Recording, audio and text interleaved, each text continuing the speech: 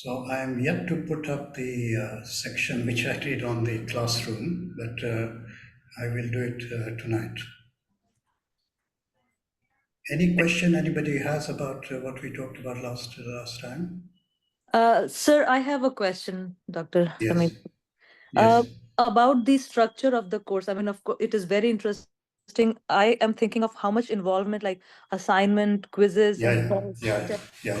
So there's going to be the whole course is divided into 5 modules. Okay, and each of the module is kind of focused on a certain topic, a certain theme, and each module will have an assignment. Okay, and the assignment could be of 2 types. One is either it is like a multiple choice question or a quiz or something like that, or a written assignment of say between 500 words and 1000 words. So it's not going to be very intensive in terms of what the assignment is asking for, but certainly there are going to be assignments, and there will be a final assignment once we have completed the whole course, and that will count more towards the final mark. Thank you, sir. Okay, so last time I think we were looking at the scope and subject matter, and the whole idea here is that Indian psychology has got a different paradigm, and by paradigm I mean that the ontology plus the epistemology is equal to a paradigm. Paradigm basically means your worldview, how you look at the world. And each one of us has got a worldview, right? So what is the worldview actually based on? 2 things. One is ontology, which tells you what is it that you believe in? What is that which you find, which you consider to be the truth? What is your belief system, basically? What is your belief system which is related to you accepting those beliefs as truth? Number 1. Number 2 is that how did you arrive at these beliefs which you are holding at the moment? And that becomes also important in the sense that is it a valid means of knowledge or not, just like we discussed in the previous section on ontology, epistemology. And what we have to kind of then consider is how is Indian psychology... Nice sweater. Nice sweater. How come you guys not having toast? Somebody has got their mic on, please. Can everybody mute their mics? You want coffee, toast? Hariom Bharti ji, you have your mic on.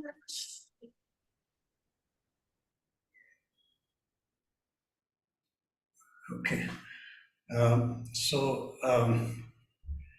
So what it means is that Indian psychology has got different worldview, which means that the whole belief system, which is based on the scriptures, will give a different worldview as we look at the world through the lens of the scriptures.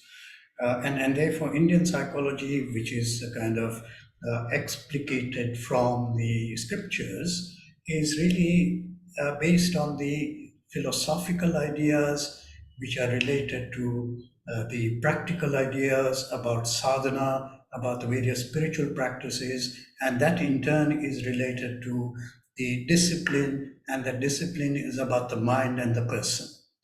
So if you think about psychology as mind and person and all that is connected to that, then Indian psychology is going to be found in all the scriptures. And there's a reason for that, and I think I explained last time. And the reason is that this is the whole Indian kind of way of thinking about the human condition, the human life, and the meaning and purpose of human existence, right? So in Vedanta, we talk about the purpose and of this existence. There is only one purpose, which is what? Liberation, moksha. Okay. So if we think about all the Upanishads, all the kind of secondary text which we see, even Bhagavad Gita, which is a distillation of all the Upanishads, it is talking about moksha. And moksha is the ultimate destination of the individual, and to attain that moksha, one has to reach an altered state of consciousness, which is a transcendental state of consciousness. And in order to reach that transcendental state of consciousness, You have to prepare your life, your mind, your individuality in a certain way, which is going to allow you to transcend this reality into the transcendental reality. Which means all the disciplines, think about Karma Yoga, think about Bhakti Yoga, Jnana Yoga, Dhyana Yoga, think about all the techniques which are there in yoga, Patanjali's Yoga Sutra, for example, which is also taking you towards Kaivalya and moksha. And how we can think about this is that, you know, the person is involved, the person's relationship with the world is involved, the way in which a person is constituted becomes also relevant, which means the personality becomes relevant, the mind and the state of the mind also becomes important, and all this is psychological material. But it is based on the scriptures, and therefore it has got a different source material than what Western psychology has. Okay? Although Western psychology came from, the very roots of Western psychology is from where? It is from the Greek thinkers like Plato, like Socrates, like Aristotle, and that the examination of the human life and the human condition, we can see it kind of develops right up to the 18th, 19th century, and that is where modern psychology actually comes into existence. But it has also got philosophical roots as well. And those philosophical roots are also connected to the Christian traditions as well, in the sense that Christianity kind of took some of the thinking from the ancient thinkers, and the theology which was there was constructed by means of bringing all these strands of thinking together at that certain point. And therefore, if that is the case, then the thinking which is coming right up to the modern times is a mixture of all this, and we can actually look at some of these strands coming into Western psychology. And then it moves into, Western psychology moves into a specifically scientific way of looking at the human being. And this happens when William Wundt, the German psychology, he established a laboratory in psychology, which was in 1835, I think. And that is the beginning of Western psychology. Some people say that he was a founder. What it means is that Western psychology has got its own roots from where it is derived. Indian psychology has got its own roots from where it is derived. And we'll see what those roots are when we come to understanding the source material for Indian psychology. But in the meantime, if we look at the subject matter and the scope of Indian psychology, we can begin to see that there is a way in which we can think about it, right? So we were talking in the last slide about it is holistic, it is inclusive. And of course, some of these things will also be found in Western psychology, but the emphasis here is on the holistic and inclusive framework of physical, psychological, social, and spiritual dimensions of the individual. And conceptually, the person is multidimensional and yet is unique and unified within this framework. So, for example, if I give you the two models of the individual, of the person, of the jiva, okay? So there's a big difference between the Western idea of a person and the Indian psychological concept of the jiva. The jiva is not necessarily a person, and the person is not necessarily a jiva, because we are looking at a different model of the individual. So this individual person is multidimensional and yet is unique and unified. And what it means is that the two models, for example, the Panchakosha model, and some of you will be familiar with that, right? Panchakosha model, some of you will be familiar with that. But on the other hand, there is also the Sharira Traya model, which Vedanta talks about, right?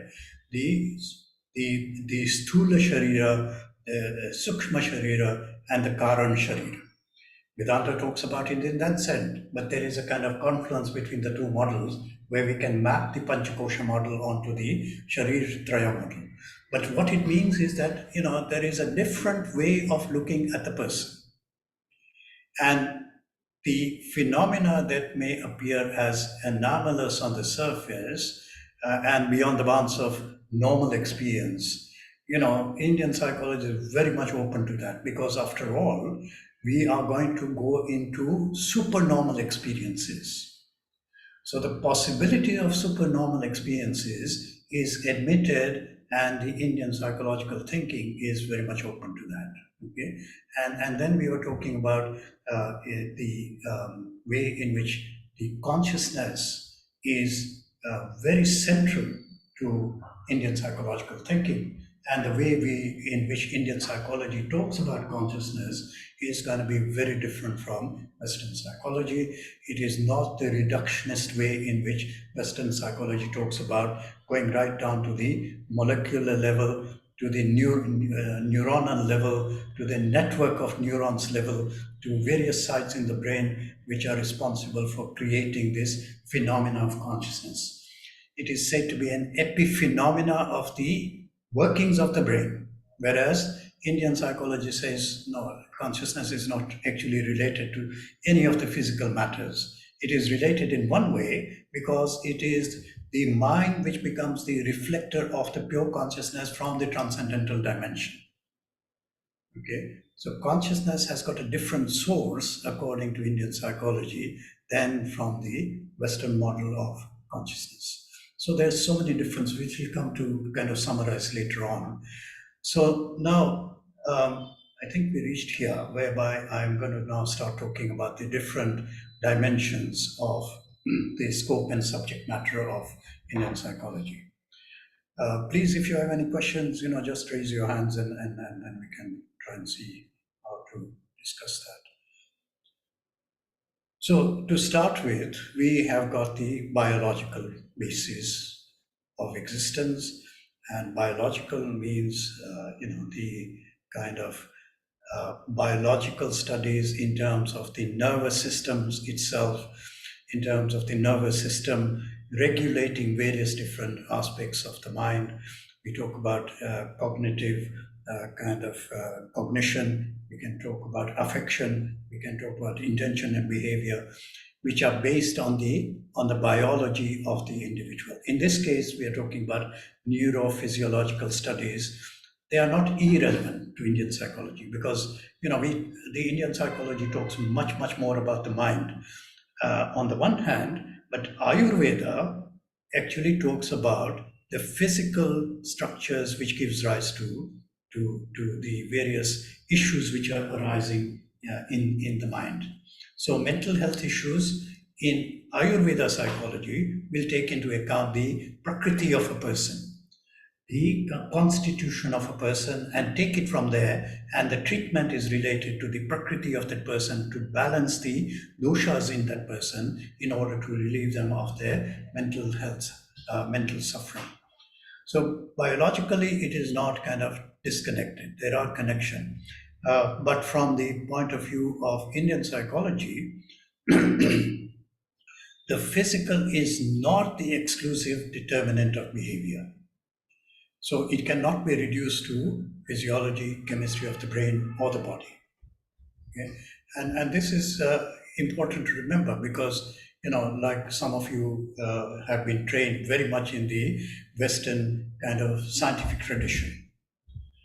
And that Western scientific tradition, on the one hand, is based on the empirical method.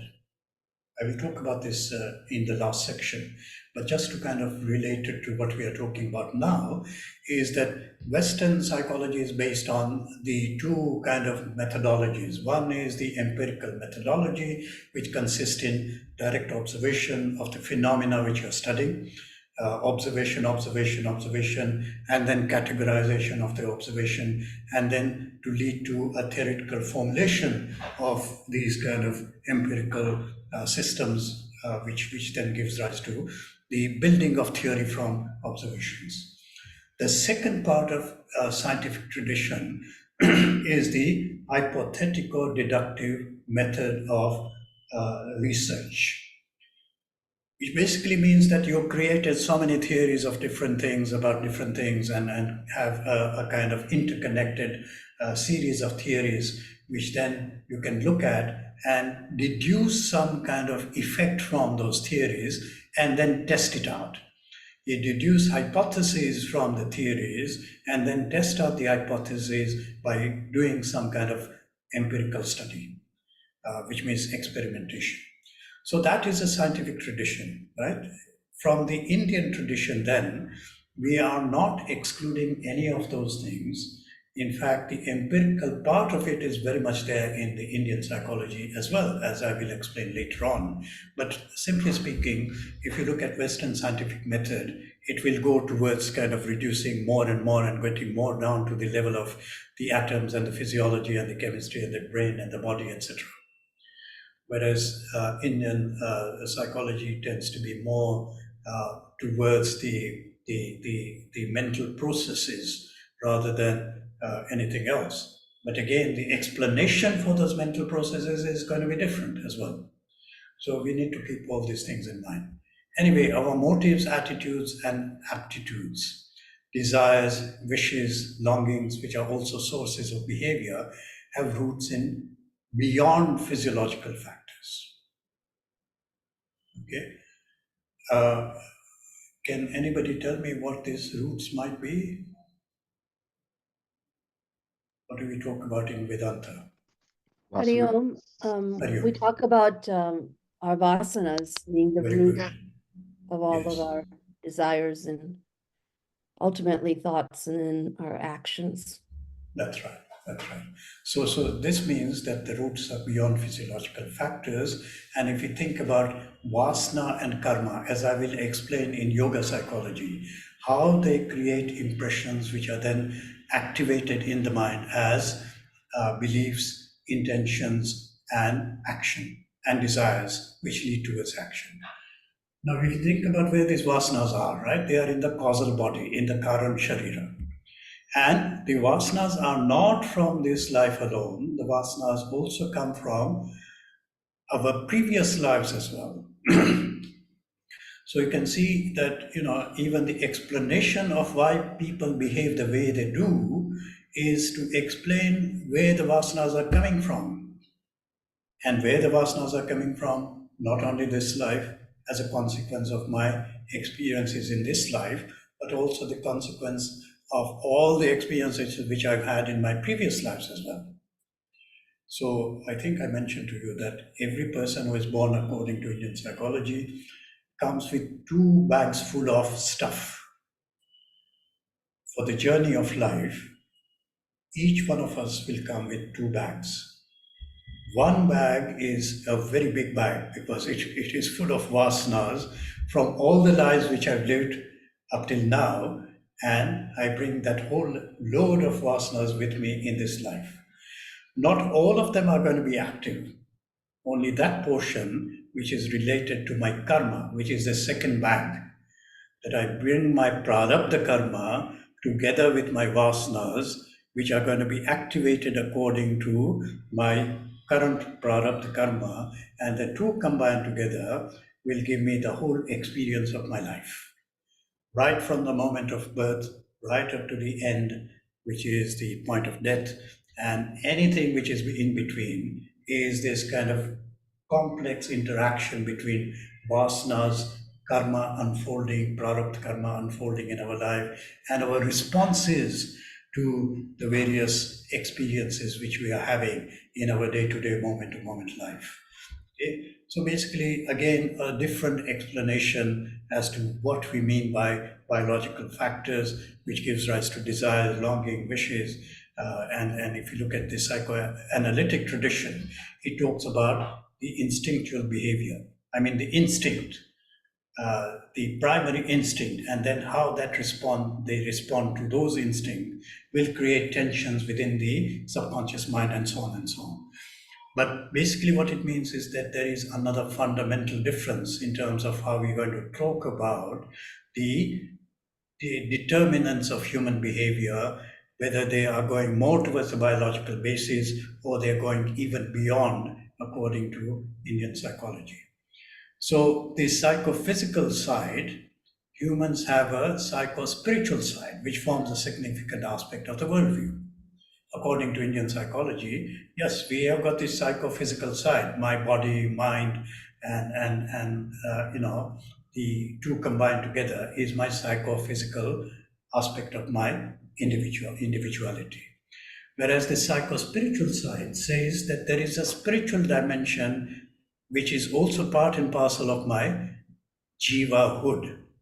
In other words, me as an individual has got both these sides, psychospiritual side as well as the psychophysical side, and this is a significant aspect of the worldview from Indian psychology.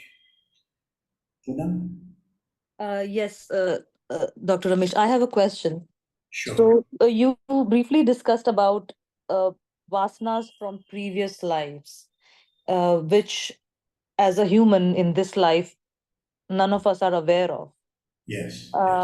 So the awareness, like we have no knowledge, we have no recollection of any of that, that we are even carrying those vasanas or what karma we did. So can I, like my instinct or something which I don't know how I will behave in such situation, but I behave somehow. How can we even, I don't think we can change or we can do anything about it. So how is that affecting, or how can I, like my question is, how can I don't know that whether I was a negative or a positive spirit back whenever in my this life. But this life, I'm, of course, my main goal is moksha. So Yeah. how we can uh, be aware and observe and Yes. be Yes. smart enough to judge Yeah. ourselves, not others. Yes. So Yeah. Okay, very good question. So the question is related to, number one, I don't know my vasana, I don't know my karma. And therefore, how am I supposed to kind of behave in the world or to experience life in the way in which I need to experience it, so that it takes me more and more towards my goal of life, which is moksha. And this question actually involves a whole conceptualization about spirituality and the spiritual tradition from the Indian sources. And what it means is how we are going to think about all these things. Okay, I will be talking very much in detail about this thing, but basically what it means is that don't worry about what vasanas you're carrying and what karma you're carrying.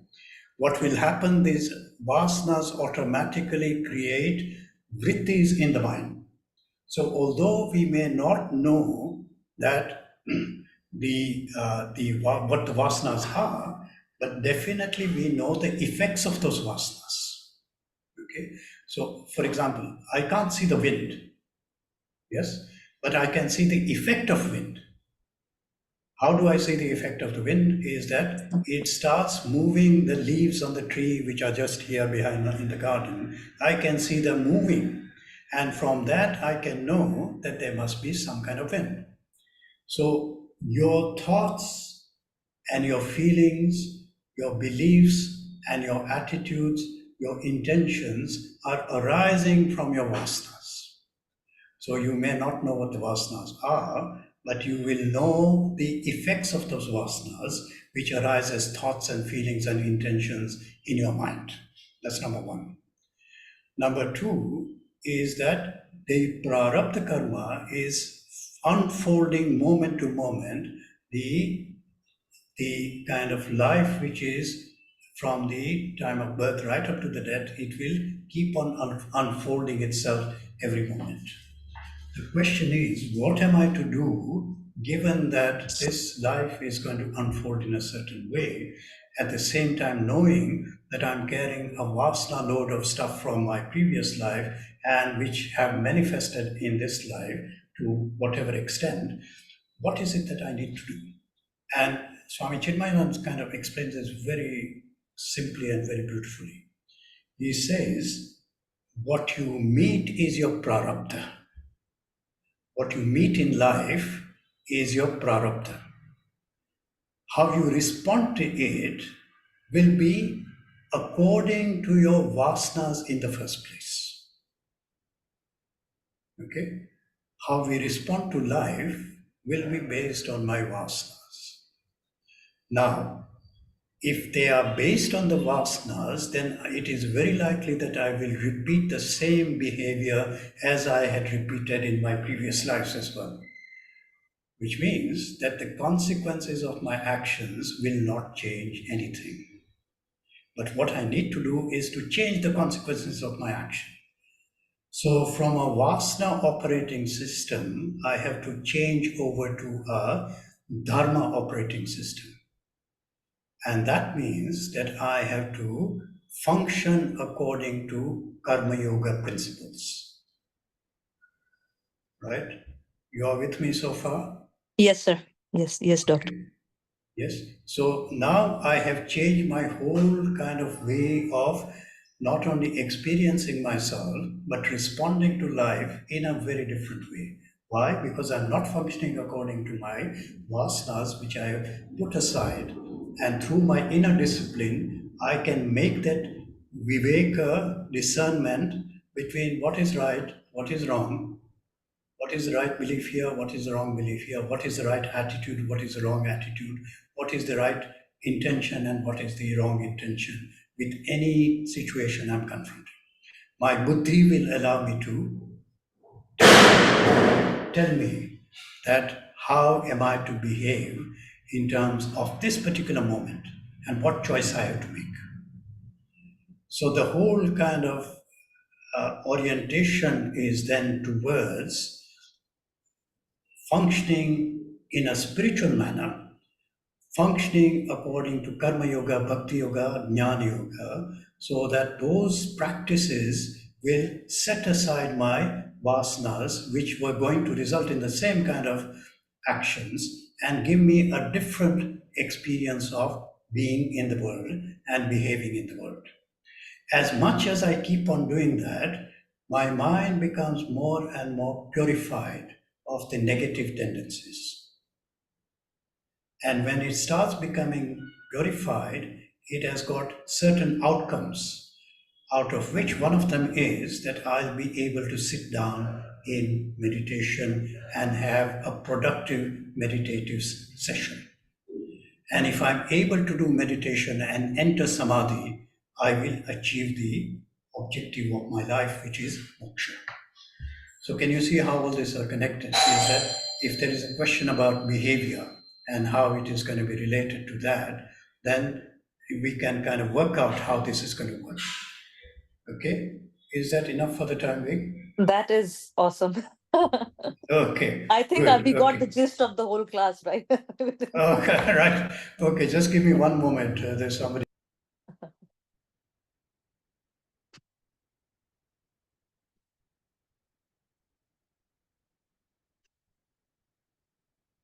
So I wanted to ask, Vilasani ji is not in this class with us, right? To the team.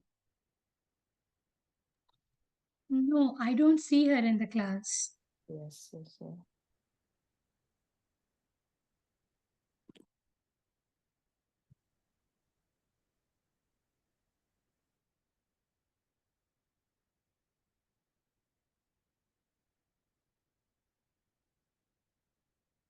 I just love the way Ramesh ji speaks, like his intonation and his voice is so therapeutic for me.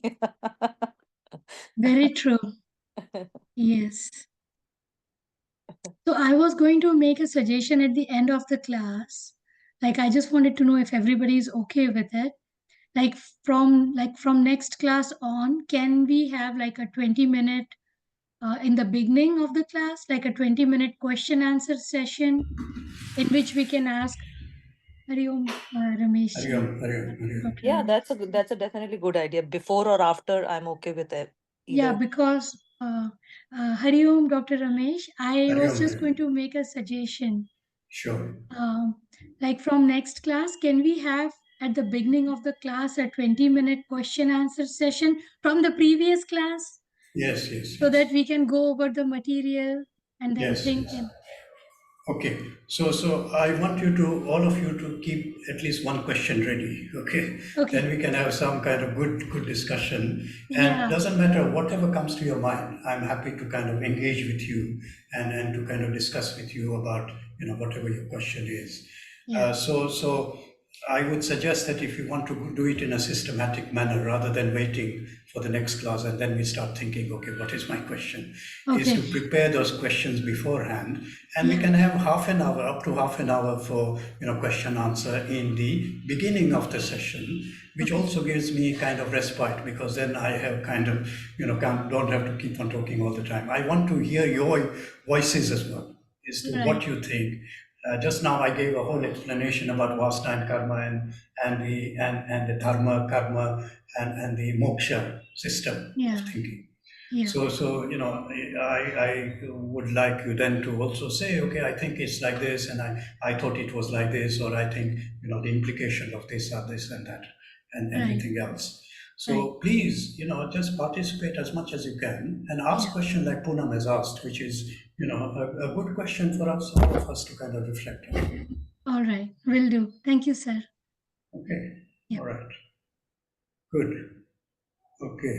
So so we were talking about the question which Poonam asked about Vasna, and okay, we don't know what the Vasnas are, but actually, if you even look at a 2-year-old or a 3-year-old or a 5-year-old, you will see that they kind of have some unique characteristic even at that very young age. And some of the child prodigies, for example, at the age of 5, somebody becomes a maestro in music. And there are many examples like that. I think one of the famous Western musicians was a child prodigy. At the age of 5, he was in fact writing compositions. So where did that come from? Now the explanation according to Western psychology are those genes which he has got or she has got are the ones which are giving the capacity for that kind of thinking. So the explanation from Indian psychology is because you had done it in your past life and you're just bringing it forward, and that is the explanation. Just give me one moment again. I need to kind of see why my laptop is not charging. Yeah, those of us who've worked with Bal Vihar kids, I'm sure all of you will agree with me. Each child, you can see each child is different, so Yeah. different. Mhm. I'm talking about 2-year-olds, 3-year-olds. Yeah. Then it's so remarkable. Yeah, It even in shows your own off. family, you find that your kids are very, very uh, different from each yeah, other. You know, so much yeah. variety is there. Yes. Sometimes like total opposites. Total opposites, and they might be equally good in the sense, they're both equally good, but they're coming at it from two different directions. And Yeah. that I find is so Incredible. remarkable. Yeah. Like one is Incredible. so introverted, they just think about themselves, but they're always doing the right thing. And then there is this other child who is constantly, look, how can I help somebody, Yeah. right? Yeah. Something. So the tendencies are very clearly there.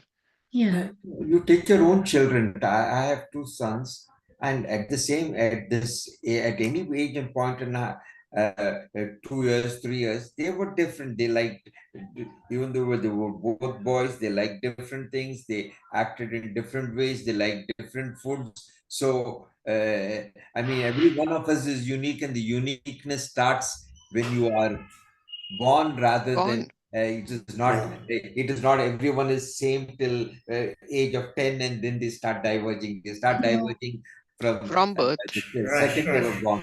Right from the beginning. And for example, I've got 4 children. One of them is Brahmacharini Shripriya Chaitanya in UK.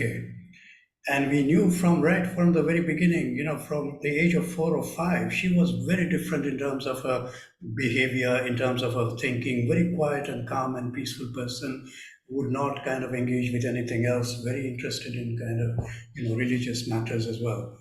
And by the age of 22, she decided she doesn't want anything to do with life. She wants to become a brahmacharini in Chinmay Mission. So, these are things which sometimes surprise us. But really speaking, if we take into account the kind of conceptualization of vasanas and how they kind of go from life to life, then, it is possible, like some of you are saying, that, two children in the same family look very different. Okay, so coming back to the kind of explanations about biology, etc. So the human kind of functioning is a product of the both of these things. On the one hand, the psycho-physical, on the other hand, the psycho-spiritual, and the whole kind of guna model. And I'm sure that if you know about the gunas, right?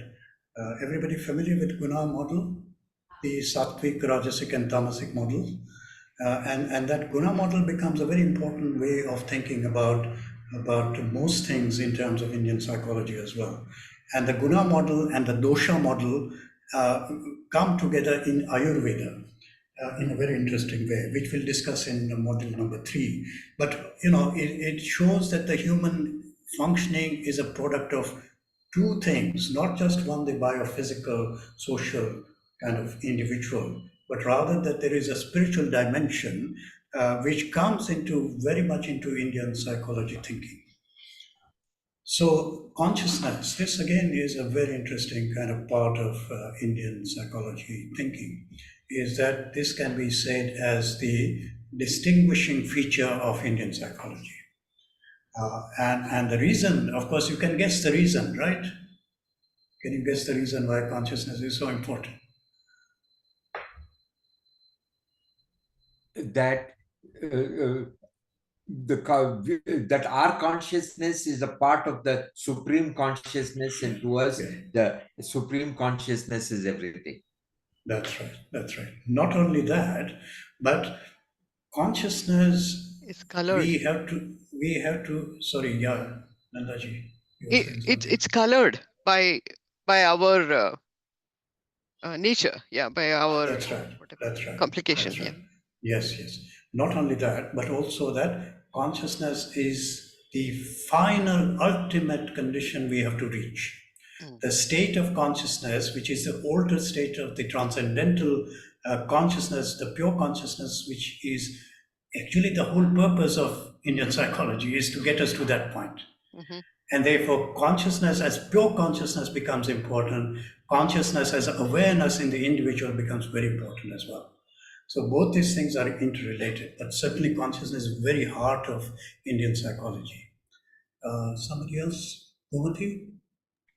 I meant to say that our true reality is the consciousness, and the life is about identifying with that, not the matter or the other things. That's right, absolutely. So, disidentification from the Prakriti matter, mind and body, and then going on to identifying with pure consciousness, which is Brahman, Atman, whatever we call it. And that is the whole journey, right? So spirituality, this whole journey of disidentification, detachment towards attachment to the higher, and identification with the higher. And that whole thought process is based on what is your consciousness and what is your awareness, and how are you going to come to that pure consciousness, which Indian psychology talks about as the ultimate destination and our moksha. Okay, Vishal? Hari Om, Paniji. Hari Just wanted to come back to what Nandaji mentioned.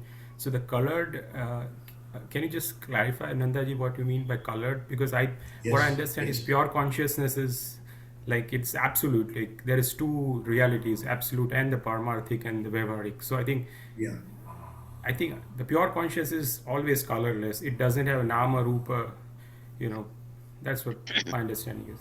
That's right. So Nandaji, would you like to? No. I just meant there is, of course, the ultimate consciousness, but what the world sees from me is the colored aspect, right? That's what I meant. That's right. And this is what I call the SRT filter. The SRT filter is the Sattvic, Rajasic, Tamasic filter. Okay. Through which we see everything, right? So the coloring of our awareness is because of the vasanas. Yes. And the vasanas, all of them can be distributed within these three categories of sattva, rajas, and tamas. Okay? So in fact, there is a kind of 9-dimensional model of the vasanas. So I think we see it in self-unfoldment. Dehavasana, Lokavasana, Shastravasana. And then Sattvic, Rajasic, and Tamasic. So 3x3 table. And then we got a whole kind of picture of where do we stand in terms of our vasanas and the sattvicness of our nature. In fact, there is, the idea that whatever we are looking through at this moment and our perception is colored by the vasanas. Our feeling is colored by the vasanas. Our thinking is colored by the vasanas. Which is again similar to what Western psychology talks about, is that our whole belief system is that created reality within ourselves, where we have created a system of belief.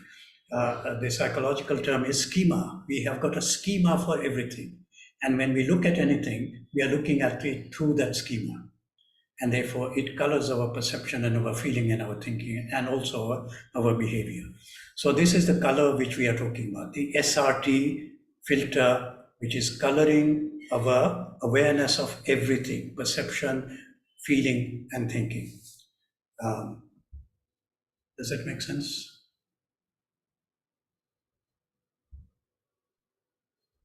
You were asking the question, right? Where is he gone? Vishalji, right? Yeah, Vishal? Mm. Oh, he had gone away. No, did you? Hariom, Pani, yes, it did, yeah, thank you. Okay, all right, good. Okay, so consciousness is very important. It's a kind of central to the whole thinking. It's not considered a quality or attribute of a physical system, which I've explained before. And the processes in the brain do not generate consciousness, according to Indian psychology. Indian psychology thinks of physical structure and processes to reflect consciousness. Okay?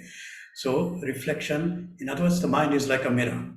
That mirror is reflecting the pure consciousness, and that reflected light is illuminating what you and are experiencing at this very moment. The light in my awareness, in my mind at this moment, that I'm aware of all these things, is the reflected light of consciousness, which is the transcendental consciousness of Brahman. Brahman is shining the light. My mind, my pure buddhi is receiving it as a reflection. It lights up my whole room of my mind, and then I'm aware of everything which is going on at this moment. Okay? So it is able to reflect that pure consciousness. Therefore, consciousness may not be understood in any significant way by analysis of just its neurological correlates. So this is again another difference between Western psychology, Indian psychology, and the conceptualization of the relationship between body and mind has a different basis in understanding the individual experience and action. So that is number two. Number three is that, generally speaking, Indian psychology does not begin with a theory and then derive application from that. So in the last part of this section of this module, I'll be talking about the Indian approaches to research, because we don't start from theory and then derive hypotheses and then derive testing of the hypothesis, and then we derive the applications from the theory.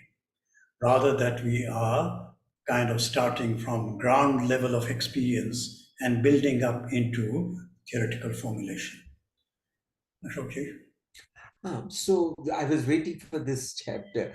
The Western approach is repeatable results, the measurable results. So you're looking for measurement, you're looking for, okay, I did this 5 interventions, I got this result. I saw these interventions work or don't work or whatever it is. But Indian psychology, at least, correct me if I'm wrong, is more anecdotal, more more individualistic, that you begin with the concept that your mileage will vary. Everyone has different vasanas coming in, so the same thing will not work the same way for 5 people because of the vasanas, not because of anything else. So yes, it is not a quantitative methodology, but rather, because you mentioned about measurements, about measuring various different things, whether it is physical things or whether it is measuring attitudes and scoring the attitudes, whatever it is. So basically, you've got numerical data, which is then going to be converted into some kind of understanding of what is going on. Whereas in Indian psychology, it is a qualitative approach. And that qualitative approach is examining the experiences of individuals to give us an idea about what is going on. Okay, so it is not necessarily that it is going to be rejected because it is anecdotal or it is a personal experience. Nowadays, many people are using the qualitative methodology in order to investigate certain phenomena, especially where it is concerning individual experiences. Okay, so I've just concluded a qualitative, grounded theory approach to looking at meditation. And which means I got participants, I talked to them, I got a semi-structured interview, and that methodology which gives the result is acceptable by any journal in the world. You see what I mean? The approach is going to be different. I'm going to explain that in the last section of this module. But just to bear in mind that it does not invalidate the scientific approach. That Indian approaches to research are based on a qualitative methodology rather than a quantitative methodology, which then goes into understanding what that qualitative methodology is the most appropriate for doing research in Indian psychology. Okay. Okay, Vishal. Thank you. Hari Om Patniji. So again, just going back to on the same point where you're referring to the IP doesn't begin with the theory. That last part who you explain is wonderful in terms of qualitative instead of quantitative or anecdotal, because even we have the inquiry that is the basis for, and as you mentioned, the Panchakosha and Avastatraya, that is also more from that self-inquiry based approach. Right. Exactly. So exactly. the IP is, so to say, not like, as you mentioned, like more of a qualitative rather than more of anecdotal, which I think it's Purana perhaps might be considered more from that anecdotal kind of thing, but that's right. That's what Vedanta speaks more from. Yeah, absolutely. So both things are connected, right? So on the one hand, we talk about the narrative analysis. So you look at a narrative and see what's going on. On the other hand, the method of introspection, to look at what is my thought, what is my feeling, how am I feeling now? If I change this parameter, how do I begin to feel now? And so on and so on. Now, this research was done by the masters, okay? Masters who had realized the truth, and in that realization of the truth, they were also kind of introspecting as to what is going on throughout the journey, as it were. So they were mapping out the whole journey, and all these concepts which we see now, like the Panchakosha and the Shariratraya or the Avastatraya, it is all based on their own conceptualization of their own experience. Okay? And therefore, people kind of, even in India, people kind of discard, no, don't talk to me about Indian psychology, because that has got no basis in any kind of truth or understanding. I say to them, Western psychology in fact started with introspection. Western psychology, especially William James, he was very much kind of interested in introspection. And in fact, in one of my talks, I was mentioning that he actually met Swami Vivekananda several times because they were contemporaries. And he got a lot of ideas from, the Indian tradition of yoga, which Swamiji had, presented there. So he had this idea that, that introspective method is very important in terms of understanding the phenomena of experience within the individual. And it was accepted at that time, but somehow it kind of pushed into the background because of various factors in Western psychology, but it is coming back again now. Okay, so in other words, that the validity of some of these ideas we may discard and say, no, this is just imagination. Actually, it is not imagination. It is a validated way of coming to experience and developing some models out of that experience, like the Panchakosha model, out of inner experience. That's the difference. And this is then again validated by other people who go on the same journey. And they say, yes, I saw this particular picture on my journey as well. I can validate, the physical dimension, the Annamaya Kosha, Pranamaya Kosha, Manomaya Kosha, Vijnanamaya Kosha, and then Anandamaya Kosha. I can validate all that myself because, this is the model which has been presented to me, which is what this means, is that, it may be a different approach, but certainly it has got the validity of the inner experience. Okay, I'm just going to stop here for about 15 minutes to give my breath a rest, and then we'll come back again.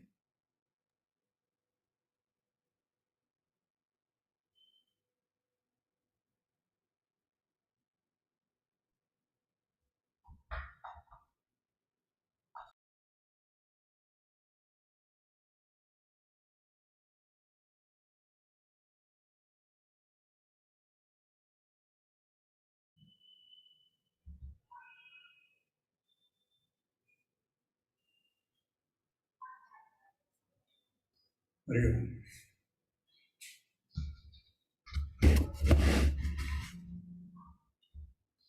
Okay, so I was explaining the research methodology, which applies much more applicable to the Indian psychology. And really, this is what it means, is the precept and the practice.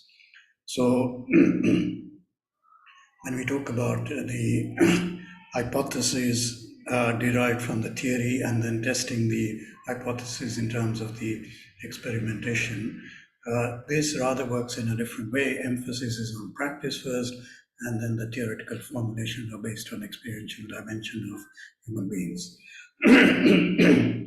And this, of course, is a qualitative methodology which is accepted, in all scientific fields. And especially in terms of psychology and social psychology, you use a lot of this kind of qualitative studies to determine, on the one hand, the experiences of human beings within a certain social or psychological context, and then to be able to make some theoretical formulation out of that as well. And this is how research actually proceeds from precept and practice. And the emphasis is given to the practical aspects in psychology, which will have positive relevance to theoretical contributions. So practice first, experience of the practice, the outcomes of the practice, and the outcomes then kind of feeding into understanding what is going on, and that understanding within the dimension of and the context of the research will give rise to some kind of theoretical formulation of the practice itself. So even now you will see, if you go through and just type in Google Scholar, yoga and research on yoga, any topic to do with yoga, it will come up with so many papers which are accepted and have been accepted to be published. And therefore, even now, the research in terms of yoga and other dimensions of Indian psychology is still going on. So practical experiential perspectives have accumulated over centuries, and many practices can be seen as technologies for psycho-spiritual development. And the personal practice and experience form the basis of spiritual purpose and the goal through physical and psychological disciplines. Okay, so now even if you think about yoga and the Ashtanga Yoga system of Patanjali, and the Ashtanga Yoga consists of 8 dimensions of practice.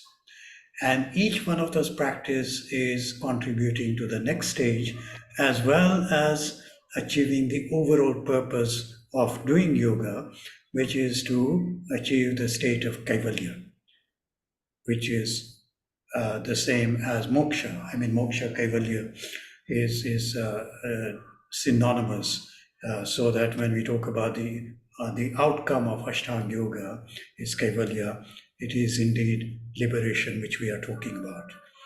So all these perspectives are really based on practical personal experience, but it is not that we cannot take them to be validated on the one hand, or that it cannot be kind of constructed in some kind of theoretical formulation. Yes, it can be on both those counts. Now, the technologies for human development, right, like those utilized in the practice of yoga, meditation, constitute a significant segment of Indian psychology. So what do we mean by technologies of human development, and how does human development actually fit into this whole broader picture of Indian psychology? And we've been talking about the practice of various different sadhanas. So the sadhanas are really the technologies for human development. And all the practices which you see in all the scriptures can be said to be some way of developing the human being. Now, what do we mean by developing the human being? Is that the development is actually related to the inner purification. And by inner purification, I mean that the sattvic guna becomes more and more to the forefront in the characterization of that person. So not only the person experiences himself or herself in a different way, but also that their responses and their perception of the world is quite different from somebody who is more tamasic or rajasic. So when we talk about human development, we are talking primarily about the sattvification process. And that sattvification process is also the purification process. And that purification is about bringing to the forefront the sattvic guna in our thinking, in our feeling, in our action. Basically, Karma Yoga, Bhakti Yoga, Jnana Yoga. And what Karma Yoga, Bhakti Yoga, Jnana Yoga does is to reduce the rajasic and tamasic tendencies and bring to the forefront the sattvic tendencies. And this is human development according to Indian psychology. And therefore, practice of yoga and meditation become very important in terms of the human development and how it is related to the spiritual pathway through sattvification of the person. And it is suggested that cognitive excellence and personal transformation can be achieved by these practices.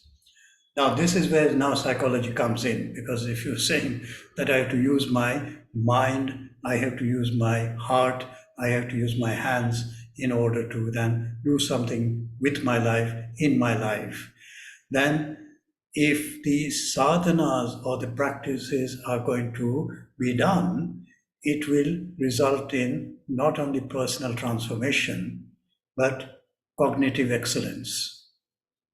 I'll give you one example. By cognitive excellence, we can talk about the attention system of the mind. And we know that attention is an important aspect of our day-to-day living. I have to pay attention, but the attention span sometimes can be very limited, or it can be within the narrow, the range, the average range of everybody else. When we start practicing pratyahar in yoga, in the Ashtanga Yoga, pratyahar is the ability and capacity to bring our attention from the outside world and places in the inner world. Pratyahar, dharana, concentration. Dharana is concentration. So I brought my attention into myself, and then I'm focusing and concentrating on that attention on something. In other words, retaining my attention on anything for a long period of time without a break and with full presence.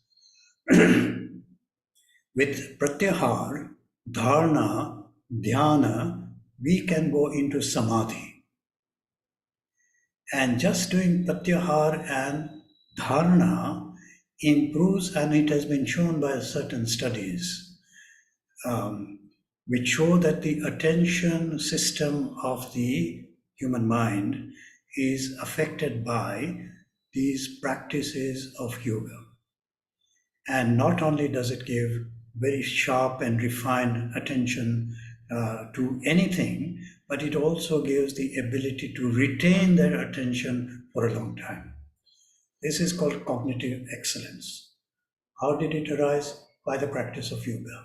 What is in particular about yoga? Pratyahara, dharana, dhyana, which improves your ability to focus on something and to process information very quickly is what we mean by this cognitive excellence.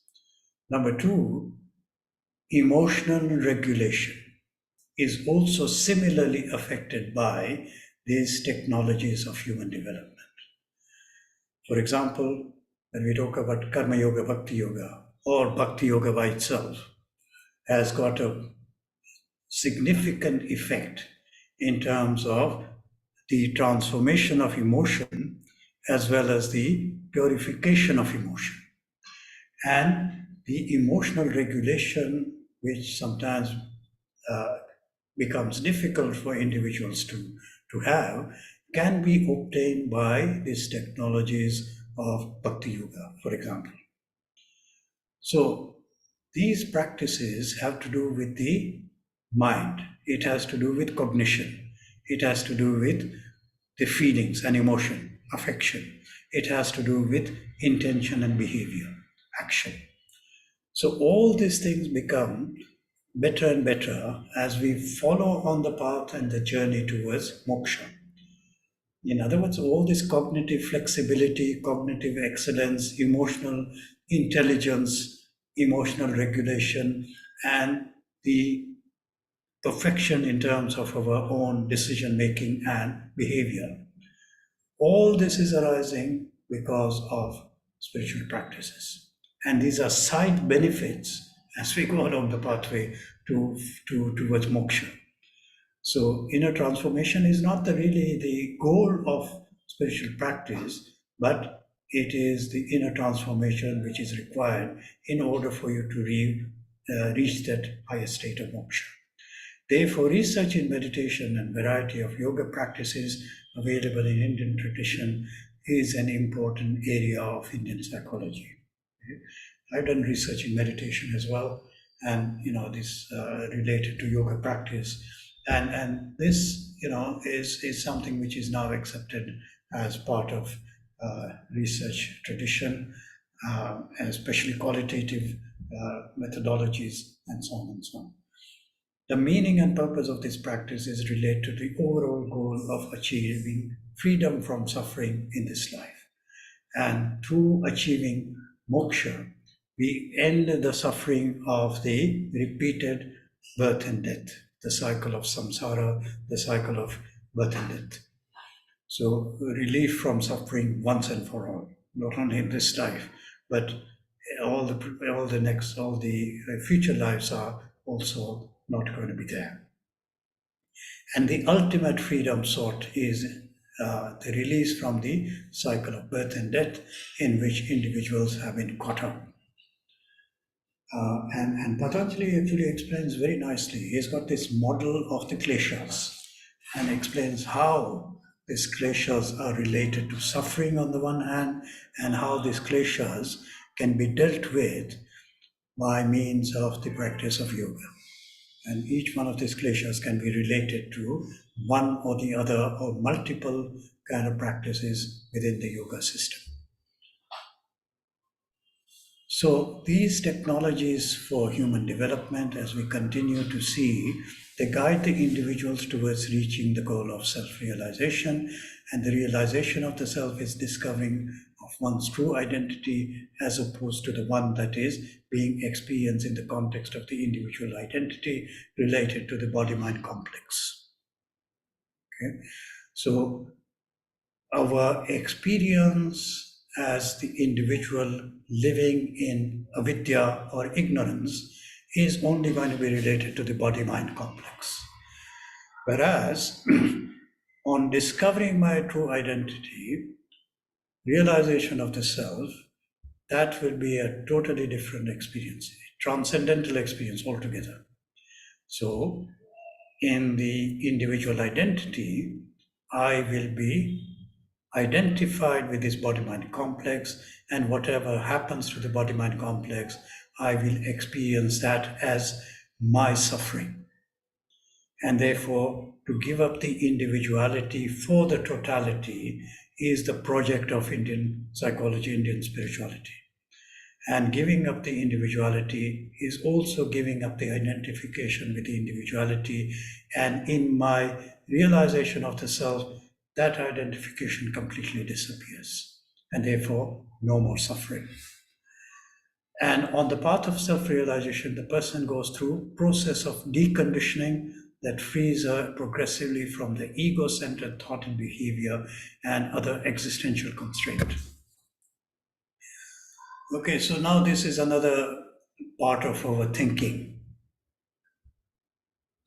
So what do we mean by deconditioning? What is conditioning, and what do we mean by the process of deconditioning? Anybody would like to kind of think about what do we mean by this? Is it more about Hariom? Hariom. Is it about learning and unlearning? Is it similar to those concepts? Yeah, I mean, there is learning, unlearning going on, but some deeper process is taking place. Okay. Is it? Yeah.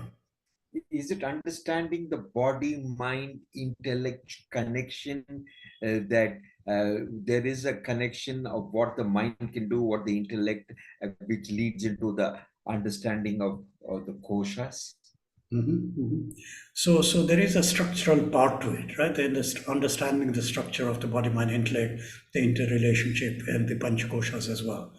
But there is also some process which is going on, which is according to this technology, right? We've been talking about the technology. Vishal? Hariom Patnaji.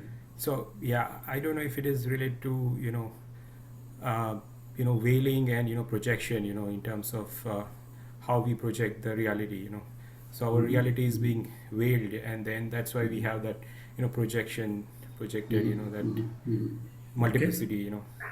That's right. So avarana shakti, vikshepa shakti is what Vishal is talking about, is that because I don't know who I am, then I project something out of that, because I have to project something, understand it. Okay, so that's part of the thinking as well. Anybody else?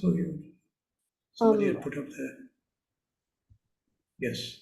Niji, I was just going to say, is it a process of going through the individual self-centered to expanding further and further out to where you're no longer a drop of water, but you become a lake, and then you become an ocean, and then you become one with all. So that expansiveness. Yes. So this is really a very good way of thinking about it as well. Is that I'm not just a drop; I'm the whole ocean. Okay. So from individuality to totality. But then, what do we mean by conditioning, and what do we mean by the process of deconditioning? Hariom, Ravina, Dr. yes. Ramesh. This, what I was thinking was conditioning is our vasanas, which is on our self, and deconditioning is getting rid of them. That's right. So that's another part of thinking, that it is because of the vasanas that this conditioning actually is experienced. And then to decondition means that we have to let go of some of these things. Okay. Pravina? Yeah, Hari Om, Ramesh. Hari I Om. was gonna say that understanding how the whole answers are being given here, but we understand that that we are not the body, mind, and intellect, and we are actually the pure consciousness. Having that experience is we are deconditioning and shifting our focus from BMI to the consciousness, and in That's fact, right. it is That's right. consciousness alone, Yes, yes. nothing else. That's right. That's right. Very good. So we got all different ways, but we are looking at the same kind of idea, is that there is something called conditioning and there is a process of deconditioning, right? Seema? Hari Om, I had another idea. Right. We have Swami Ramakrishnanandaji with us right now, and he talked about how we try to replace our Ashubha vasanas, meaning our negative vasanas, with our Shubha vasanas. So that is the deconditioning part of it. But then eventually we have to go beyond the Shubha vasanas. And he talked about, he gave the example of how we have to go beyond the mind. And he said how when you have a thorn that is stuck in your finger, you have to use another thorn, meaning a needle, in order to get that thorn out. And so you use the deconditioning is going from the Ashubhavasanas to the Shubhavasanas, and then going beyond that is eliminating totally the identification with the Shubhavasanas. That's right.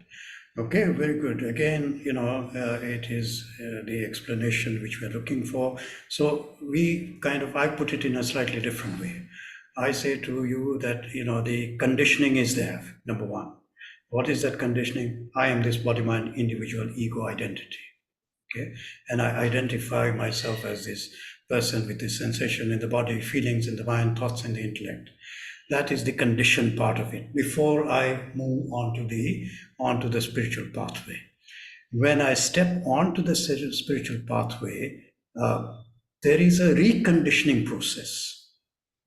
So from conditioning to reconditioning, which means that I am now, like Seema was explaining, is that from the mixture of Shubh and Ashubha Vasana, I will prioritize my Shubha Vasana, bring them to the forefront all the time, and let go of the Ashubha Vasanas.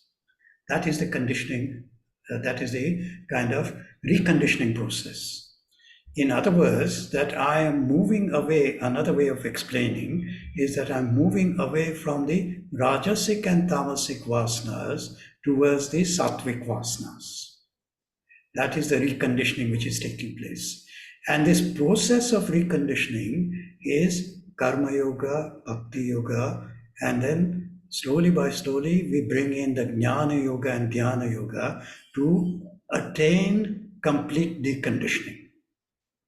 So 3-stage process. Number one, the conditioned state of the individual, which is the state of ignorance, the state of avidya. I don't even know whether anything else exists. I only know myself as this individual with this experience, with this identity, with this body, with this mind, with this intellect. I don't know anything else. When I am exposed to this different worldview of Indian spirituality, or indeed any spirituality, then I am given a certain practice to do in order to then recondition myself to thinking and feeling and behaving in a different way. Karma Yoga, Bhakti Yoga, and Jnana Yoga, thinking differently. And then once I've done that, I reach a point, a threshold, whereby I can sit in meditation and attain samadhi. And this samadhi is the complete deconditioning of everything. Samadhi will take away all types of, even the reconditioning will disappear. Which means even the Shubha Vasana, like Seema is saying, will also be left behind. Everything is left behind, which belongs to the body, mind, intellect. Everything is left behind. Ego individuality is left behind.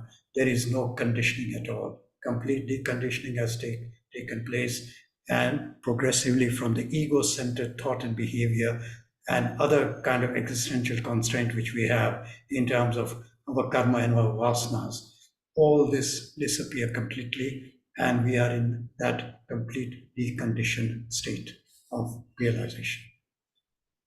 Okay, Vishal? Hari Om Patniji. Yeah, on the same line, I think when I think Seemaji was talking about Ashubha and Shubha, and also you also reference about avidya. So just to for my understanding sake of as Thakur Maharaj, Ramakrishna Paramahansa, says avidya maya to vidya maya. As you mentioned, like, so is it like conditioning because we are in that avidya maya? That's right. So we are in the avidya maya before we start. Then we come to vidya maya, because now I'm starting to understand that there is a transcendental dimension. I begin to kind of process myself and get more sattvified. That is called vidya maya. But then we have to go beyond even the vidya maya and to go to complete kind of realization of the self. So it is even beyond any kind of knowledge. Self-knowledge is beyond any kind of knowledge, and when we reach self-knowledge, that is the point of self-realization. So, different masters explain it in different ways, but we are kind of understanding it in different ways, and I use the kind of language which, the student of Indian psychology will understand, because when we talk about conditioning, reconditioning, deconditioning, it is also to do with the therapeutic process, the counseling process, whereby somebody comes into my therapy room and I say to them, okay, tell me where you are at this moment. What is your current experience? And then let's start kind of unpacking this experience which is distressing you and which has brought you into my therapy room. And we start looking at that conditioning which is making them to suffer. So then we decide, okay, let go of this idea, let go of this attitude, bring in this new attitude, bring in this new belief, bring in this new intention, reconditioning, so that now the experience is different and the response to world is different. And the suffering which they were experiencing in that conditioned state begins to drop. Then I say goodbye to them, because I've done my job and they've done their job, and we have kind of got somewhere with this kind of process of reconditioning. Okay, so this is the way in which we can think about these technologies of human development. And this in turn contributes to the unfolding of even human potential, right? So when we go to that stage of high stage, this yogic development, and there is something called the yogic prajna. And that yoga prajna is that the yogi has got so much insight just by looking at you that yogi can know everything about you. Where did you get that insight? Is because they can actually go right into the nature of reality and understand your prakriti from that direction. Okay? And these are some of the hidden human potentials. So Patanjali in his Yoga Sutra, chapter number 3, is devoted to all the siddhis. Okay, he calls the Vibhuti Yoga. All the Vibhutis start coming up as we begin to develop more and more of this reconditioning, deconditioning process. So, if you want to attain siddhis, this is the way to do it, is to recondition yourself and slowly uncondition yourself. Okay. Yes, Gomati? And in some cases, we also see that once some of the vibhutis come to say the siddhas and yogas, it kind of takes them from that real path Purpose. into kind of Yes. stray into the That's right. whatever the ego gets over, you know. Yes, that's right. And therefore, Patanjali actually warns people. He says, these are just power to be known and to be discarded as soon as you experience them. Don't let the ego latch onto them, because if it does, you will go spiraling down back to where you were. So he warns against this siddhis as well. Is don't get attached to them, caught up with them. If they are meant to be used in, helping other human beings, that is a different matter. But even then, one has to be very, very careful. Okay, so out of the technologies of human development, meditation is the key to many, many, many traditions.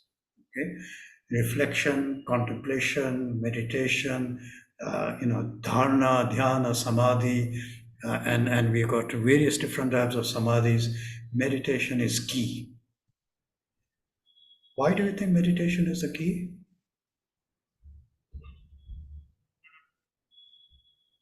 Because it is the one that is the path for a lot of people to be able to realize themselves. I mean, That's right. That's the only path. That's right. That's right. So meditation, like if you travel in a plane, you get into the plane. The plane is kind of shut the doors. It starts moving, and it moves a long distance for about 15-20 minutes. It keeps on moving until it comes to the head of the runway, and then it takes off. Okay, and the takeoff is what meditation is all about. Meditation is a final runway which then takes you into the transcendental dimension. The rest of the thing is just preparation. Especially Advaita Vedanta really emphasizes this point, is that you cannot attain liberation by just karma yoga. Karma yoga is a path of purification. And therefore, if you want to attain realization, you have to reach that runway by going along the track, along in the airport, by going all the way right up to the head of the runway, and then you can take off. And when you take off, you're going to likely to reach the state of realization. Therefore, meditation becomes the key factor in many traditions, especially in yoga and Vedanta. We talk a lot about meditation. And this special practice takes one into highly focused states of the mind that develop into altered states of consciousness, right? So what we are looking for, according to the Indian scriptures and the Indian psychology, is that we are looking for the altered state of consciousness, which is the ultimate state of consciousness, pure existence, pure bliss, Satchidanand Swarupa. We want to reach that state of Swarupa. And therefore, we need to kind of be able to do meditation in absolutely the right way in order to reach that state of Brahman. Okay, so that's why meditation is important. There is evidence that meditation helps psychosomatic well-being by reducing anxiety, stress, heightening perception, enabling experience beyond the ordinary. So this is a side benefit of meditation. And of course, now we have got so many things which come into psychotherapy from the meditation traditions. And to think about, this connection between psychotherapy or counseling and meditation, we can think of, for example, mindfulness-based cognitive behavior therapy. Anybody heard of that? Mindfulness-based cognitive therapy, MBCT it is called. And it is a cognitive therapy, counseling therapy, psychotherapy, which is purely based on mindfulness and how mindfulness can help people to adjust themselves in their own experience so that that belief system, that reconditioning can take place through mindfulness. And it contributes to reducing anxiety, stress, all these things, which are beneficial to mental health. Vishal? Hariom Patniji, quick question on when you have reference about the Advaita Vedanta and the other discipline like Karma Yoga, Bhakti Yoga is a preparatory, to achieve that, the meditation. So if we approach like from Dvaita and Vishishta Dvaita, so how, because there I think the Bhakti predominates in terms of Dvaita, how does that play? Yeah, so remember that the concept of moksha and realization is very different in this different traditions of Vedanta. So for example, Dvaita Vedanta, Madhvacharya's kind of approach to Vedanta, which says everything is based on bhakti. My relationship to the Lord is the main thing, and therefore nothing else matters. And I cannot attain realization. Realization, I don't even want it. What they say is that I will try my best to approach the divine through my consciousness, so that, for example, ISKCON talks about Krishna consciousness, okay? And that Krishna consciousness is my main project in terms of the Dvaita philosophy, which says, I don't want liberation. All I want is to be in the service of Krishna and to attain Krishna consciousness. So not only is it kind of leaving, liberation behind and saying, I'm not interested, but also that the conceptualization of liberation is that if I go to Vaikuntha, that is my liberation. I will live in the space where Krishna is, and that for me is liberation. Whereas Advaita Vedanta says, no, that is one of the lokas. You need to go beyond all Brahma loka in order to attain that realization. So you can see how different it is.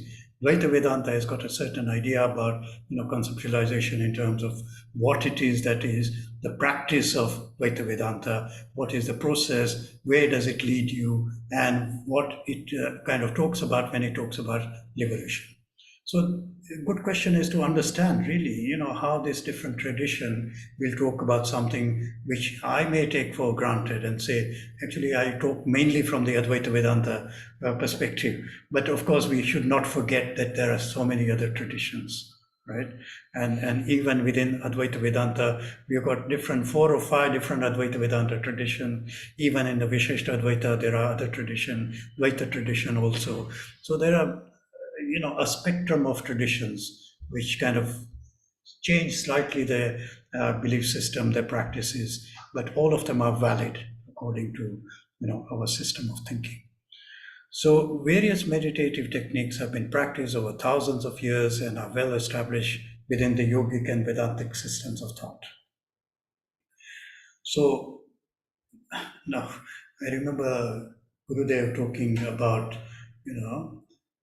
don't call this ancient, and because the ancient kind of idea makes us to think, this is something which was done long time ago, forget about it. And then he was talking about this, it has been practiced for thousands of years. So then he was giving the example of, now if you go and buy some medication from the pharmacist, that medication has been undergoing so many trials, and so many trials within, say, 6 years, 5 years, 10 years. It has undergone trials, so that now you are saying, okay, this is something which can be used with safety in the public. And then he is saying, but yoga and Vedanta has been doing this for 1,000 years, and it is still a living tradition today. So don't say ancient, discard it and say, it is meaningless. I don't want to even hear about it. Think again, because this is something which has been validated over thousands of years by millions and millions of people about the effects of yoga, about the effects of Vedanta. And many psychologists have investigated these practices for their effects on the body and the mind as well. Now this is very common. People take up pranayama and say, okay, I've done this kind of research study on pranayama, various types of breathing. It has this effect on mental well-being, yogic practices. What is their relationship with emotional intelligence, emotional, regulation, and to show within the parameters of whatever they're testing is to show that there is a difference. There is an influence of these various yogic practices when they are done to the regulation of the emotions, for example. So this, you can find hundreds and hundreds of papers, talking about yoga and the effects of yoga. And these are accepted and they're published in, respectable journals as well. Okay, so now, if we think about the implication for psychological theory in practice. So we talked a lot about, the kind of spiritual tradition and how it is related to the psychological tradition. And then to see, okay, what are the implications in terms of psychological theory and practice? And these are some of the things which I'm going to talk about. Seema? Hari Om, Rameshji. I had a question about this altered states of consciousness, that term that you have brought up. Putting it in more in Vedantic terms, is this what we're talking about when we say Savikalpa Samadhi? That's right. That's right. Samadhi? Is that That's what we're right. equating it to? Yes, yes, yes. So the normal state of consciousness is very different from, say, Vitarka Samadhi, Vichara Samadhi, Ananda Samadhi, Asmita Samadhi, and then Nirvikalpa Samadhi. So Patanjali talks about the 5 different types of samadhis. 4 of them are Savikalpa Samadhi, and the last one is Nirvikalpa Samadhi. So this Savikalpa, Nirvikalpa Samadhi are all the altered state of consciousness. These you can't find in your normal day-to-day functioning, and therefore these are called altered states. Okay, thank you. Okay. So the implications in terms of psychological theory and practice is that these, first of all, offer a holistic view of the human being, integrating not only the physical, mental, and the psychological and the relational, the social, as well as the spiritual dimensions of existence. Now, one of the things is that this is really different from the often reductionist way or the materialist way of the Western psychology. I'm not saying that all the Western psychology is reductionist and all the Western psychology is materialist. That is not the case. Even now, I think I might have mentioned, is that the British Psychological Society, which is a top body of psychologists in the UK, they have got various streams of psychologists and psychology. One of the streams is transpersonal psychology. Now, transpersonal psychology is an accepted tradition within the psychological traditions to say that there is a transpersonal dimension which psychology is interested in. And I'm a member of that transpersonal psychology. So we discuss about, things like what we are discussing right now is altered states of consciousness, for example. And where do they come from? And what is the experience of altered states of consciousness? And what are the, Indian traditions talking about altered states of consciousness? So there is this now coming into the mainstream, this kind of non-reductionist, beyond material approach in Western psychology. And I give you the example of transpersonal psychology, which is talking about the transpersonal dimension of the human being, which we call the transcendental dimension, and it is perfectly acceptable as a tradition in the British Psychological Society. Now think about techniques such as meditation, mindfulness, yoga derived from these traditions and now widely recognized for their psychological benefits, including stress reduction, emotional regulation, enhancement of well-being. So, mindfulness traditionally associated with Buddhist tradition. It is kind of said to arise from the Buddhist practice of meditation, and we also have in the yoga psychology mindfulness, and this mindfulness is called pratyahara. Pratyahara in the Ashtanga Yoga is almost equivalent to what we talk about in mindfulness. And this pratyahara is something which is then similar to Advaita Vedanta concept of the witness consciousness. The witness consciousness in Advaita Vedanta, the pratyahara practice in yoga, and then the mindfulness in terms of the Buddhist tradition, very, very similar concepts and ideas and practices. So remember that, the Buddhist kind of traditions evolved out of the Indian tradition as well. So, they are very, very similar in so many words, are the same in both these traditions. But what is recognized now is mindfulness is a global phenomenon, right? And everybody knows about mindfulness.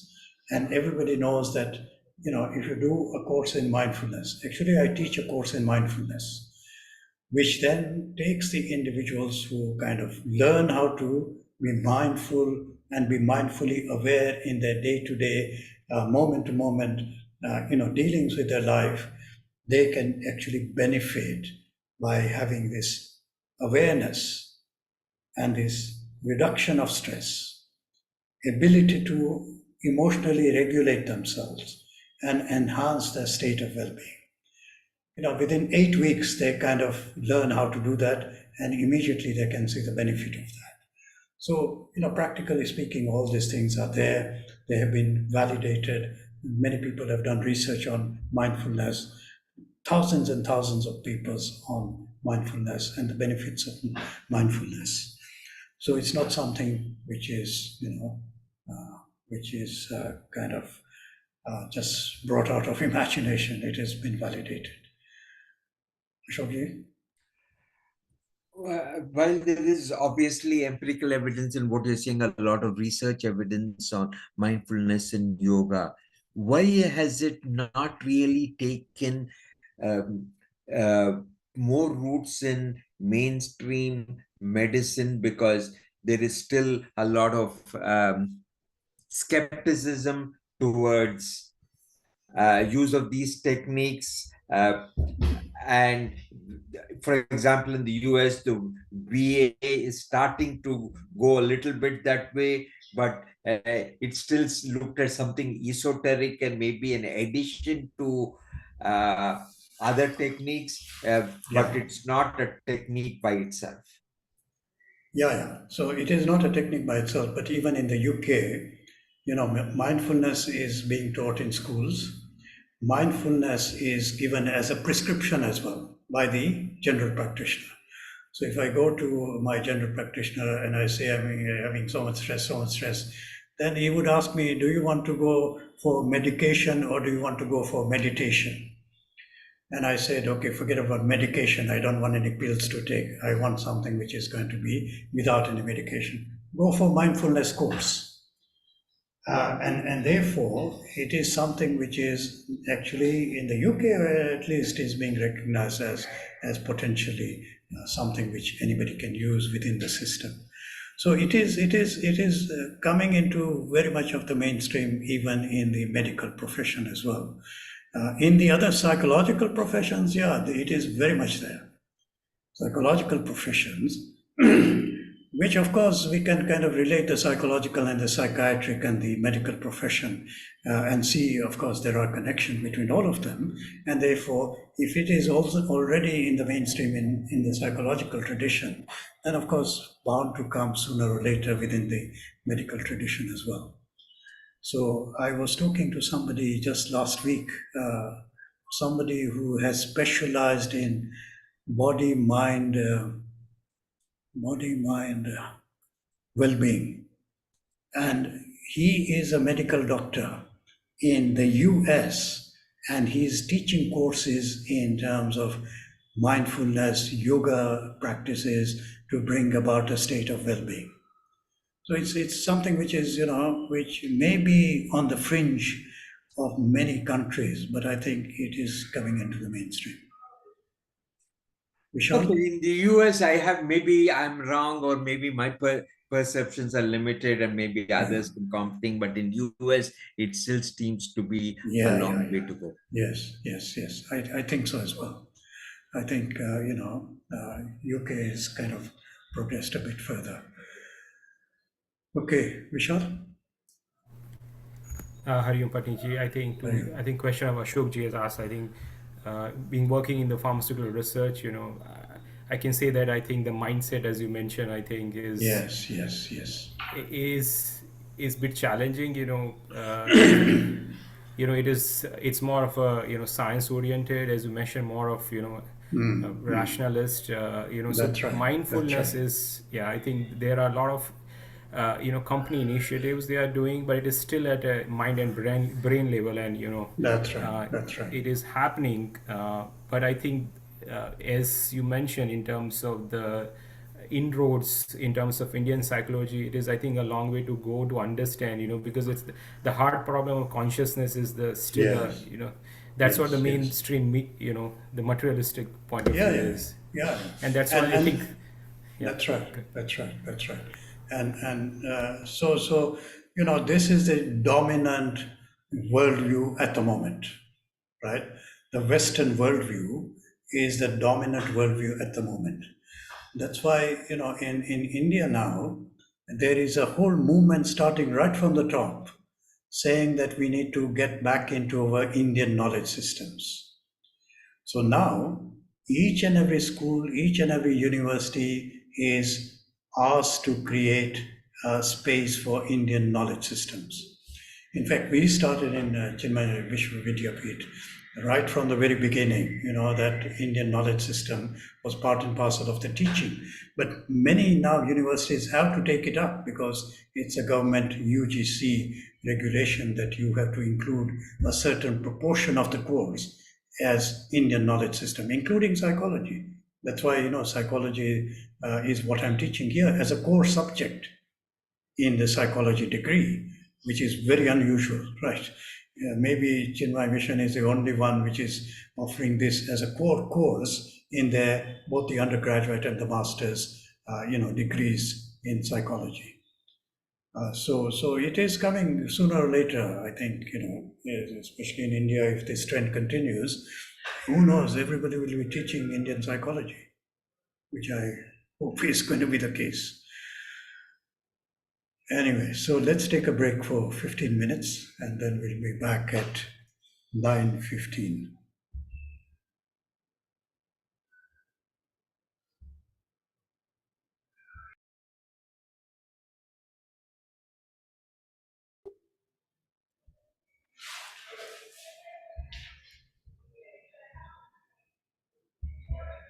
Okay, so we were talking about the implications of psychological theory and practice.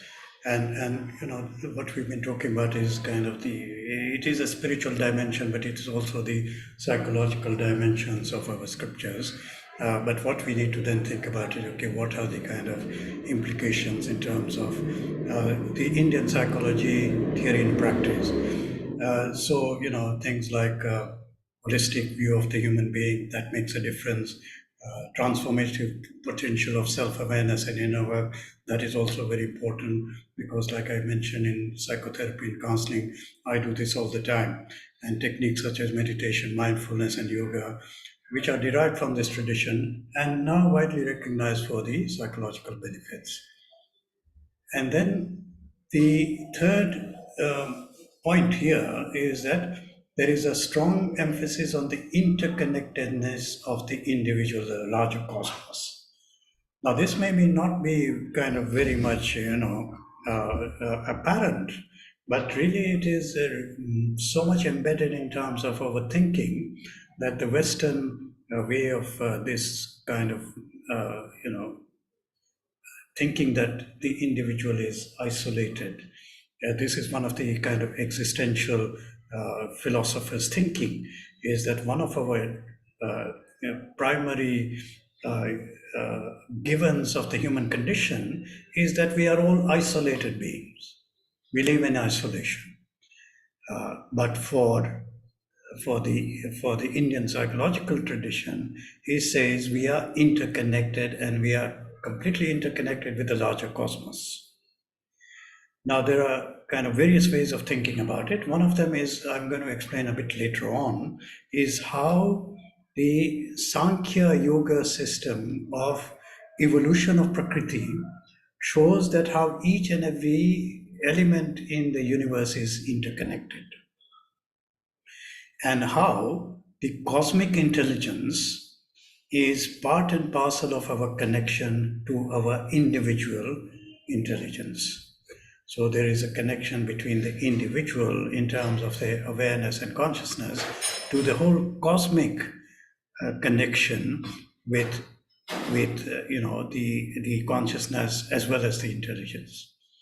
So this perspective actually comes from the Sankhya Yoga tradition, but we also know this interconnection is applying to many other traditions. So, for example, we talk about in Advaita Vedanta, Shankaracharya ji says that, in the first place, we have to start seeing the one in all. That means we have to see the one in all, and that oneness which is connecting all of us is the core of ourselves as this, the transcendental portion of ourselves. In other words, we are connected, interconnected through our spiritual dimension.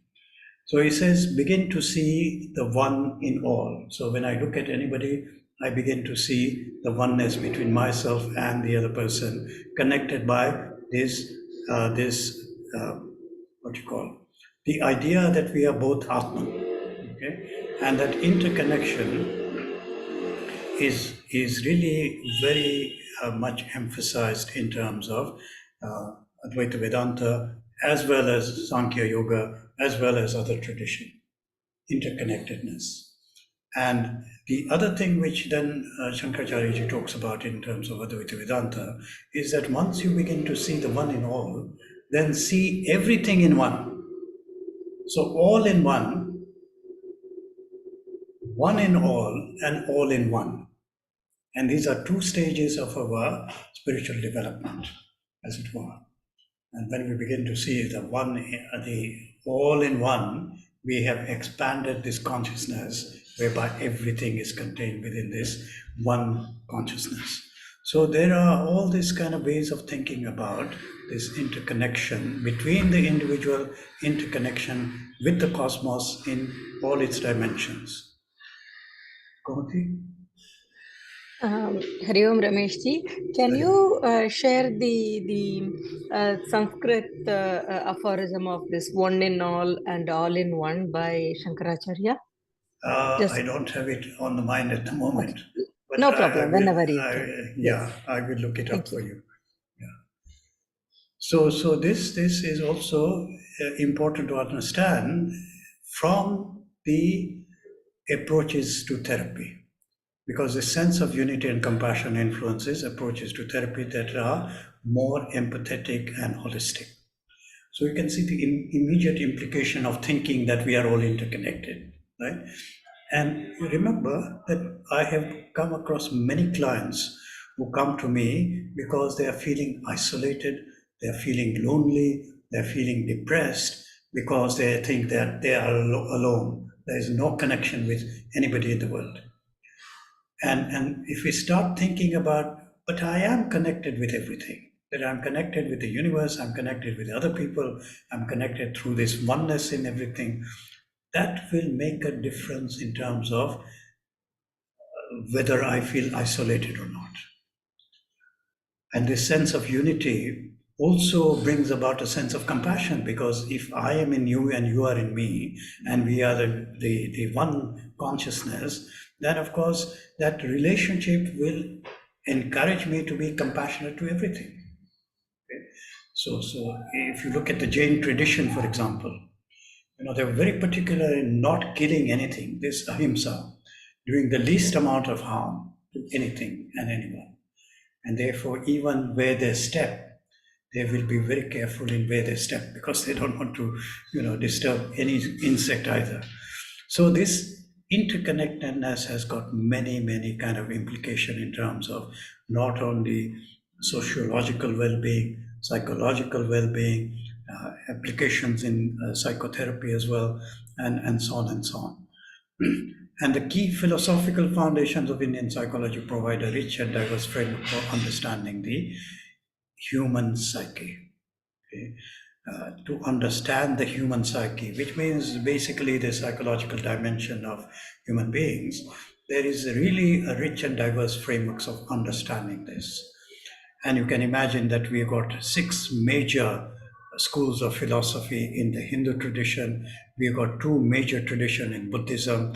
We've got 3 major traditions in Jainism and Sikhism as well. And think about this huge diversity of understanding the human being, the human condition, and to see how it can be such a kind of, giving us so many insights in terms of the human being, the human condition, and the cosmos, and how this interconnection is also there.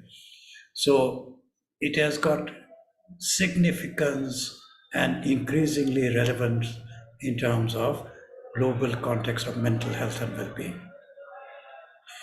And as I think I mentioned before, is that the World Health Organization accepts that this spiritual dimension is a significant contributor to health and mental health. Okay. Now, if that global organization is recognizing that, then it slowly will come down to the place where we are freely able to access those spiritual kind of practices which become part and parcel of our health and well-being. Because, although it may be culturally different, but spiritual dimension is acknowledged as part and parcel of the health and well-being. And Indian psychology also kind of promises to contribute significantly to the broader field of psychology, offering perspectives and practices that are deeply rooted in ancient wisdom. But of course, they can be very well adapted to contemporary challenges as well. The only thing is required is maybe a cultural sensitivity when we are dealing with some of these things, so that expressing some of them in a culturally sensitive way becomes the way in which, for example, I deal with my clients. So I've got many, English clients who are, have got a completely different culture. But for me to teach them how to meditate in very simple language, which they can understand, and to be culturally sensitive, so that I ask them, this is coming from a different tradition. Would you like to kind of consider it for practice? And if they say, yes, I'm open to that as well, then I will go ahead and explain. Some people will say, no, I don't want those kind of things because I'm not interested. So I will say, okay, then let's try something else. Okay, but it requires this adaptability to contemporary challenges and to adapt these kind of techniques in the right way can make it useful to anybody.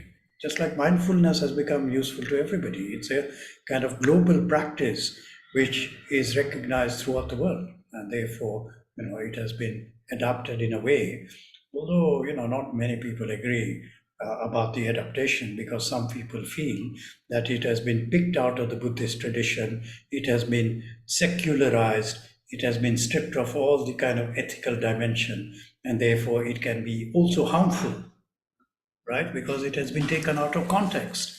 And I, for one, think that there's some truth in that as well, that mindfulness does not mean it's going to help everybody, unless you do it in the contextual way of understanding that this belongs to another tradition, and that tradition also needs to be included and known, so that that mindfulness is not done in that kind of isolation.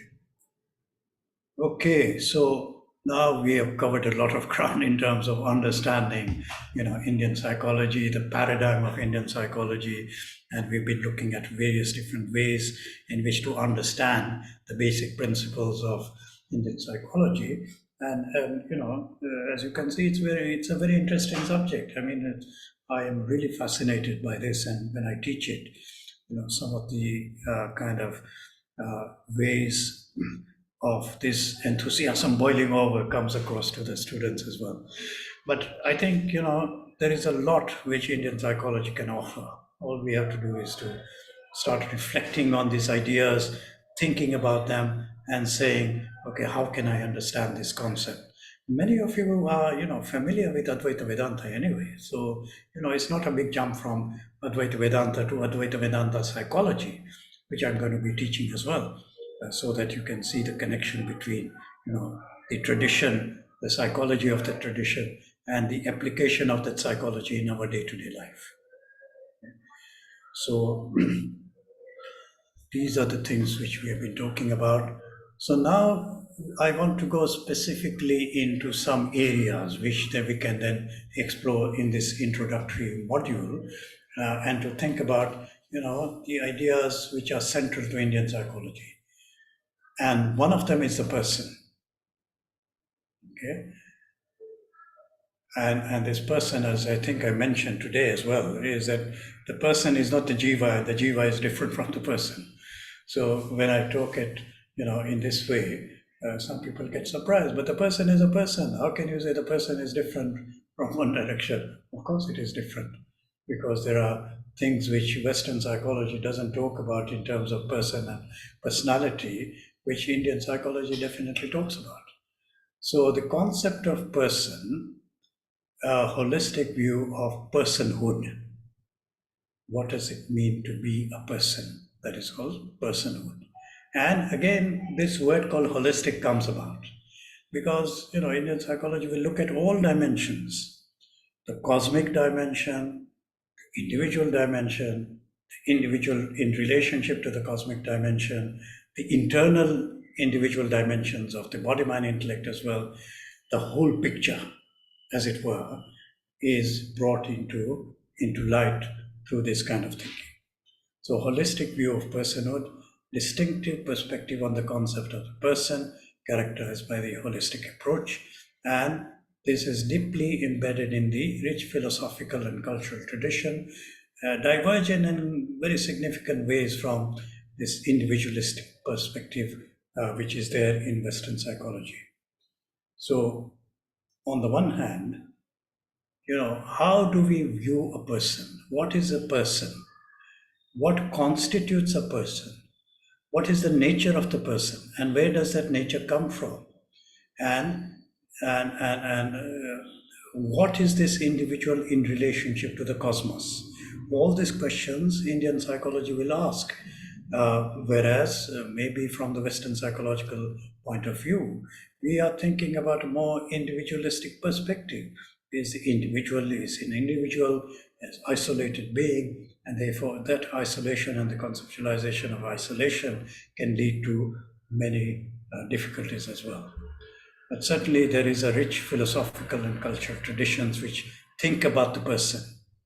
And the holistic framework of the person in Indian psychology is not limited to the physical or psychological dimension, but extend to the and encompass the spiritual and cosmic aspect as well.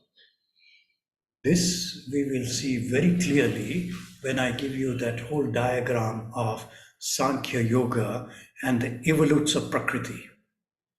The evolutes of Prakriti is how evolution takes place, right from the creation of the universe.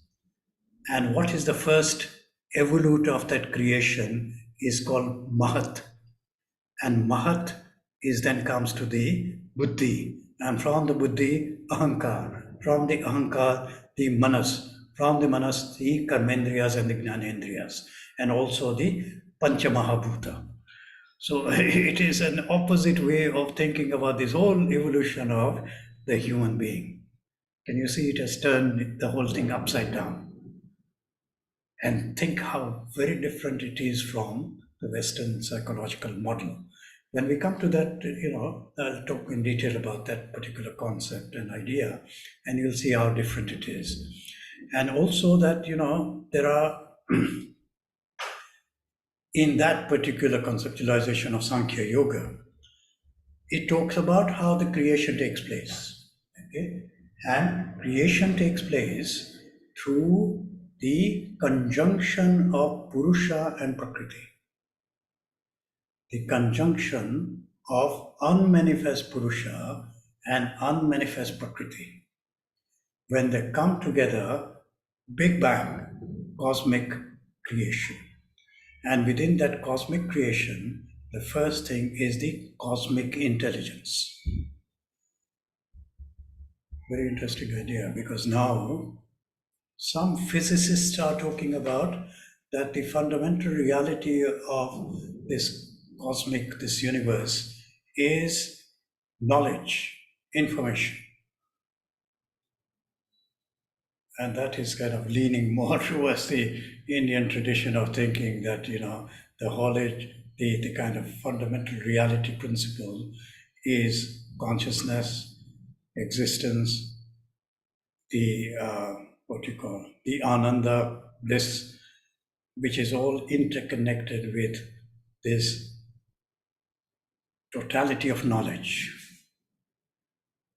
So knowledge is very much part and parcel of this kind of thinking.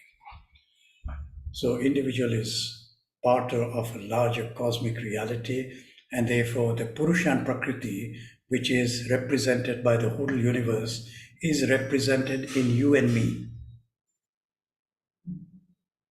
We, all of us, are a composite of Purusha and Prakriti. There is Purusha in us, consciousness, there is Prakriti in us, the body-mind-intellect complex. So we are, in fact, representing the total cosmos in our individuality. So as the microcosm, so the macrocosm. Vyashti, samashti. Okay?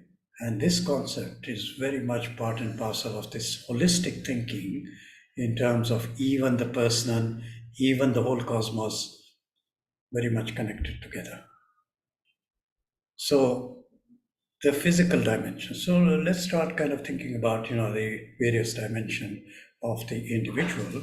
And in this case, we are talking about the physical aspect of the person in Indian psychology, includes not only the body, but also its interaction with the environment. Now, this may look a bit kind of confusing. What do we mean by this interaction of the body and the environment? That concept is very well talked about in Ayurveda.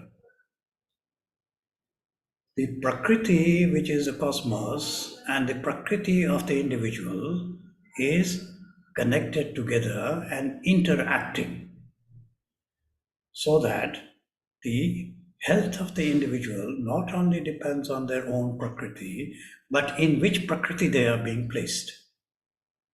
So the physical dimension extends to this connection and interaction with the environment.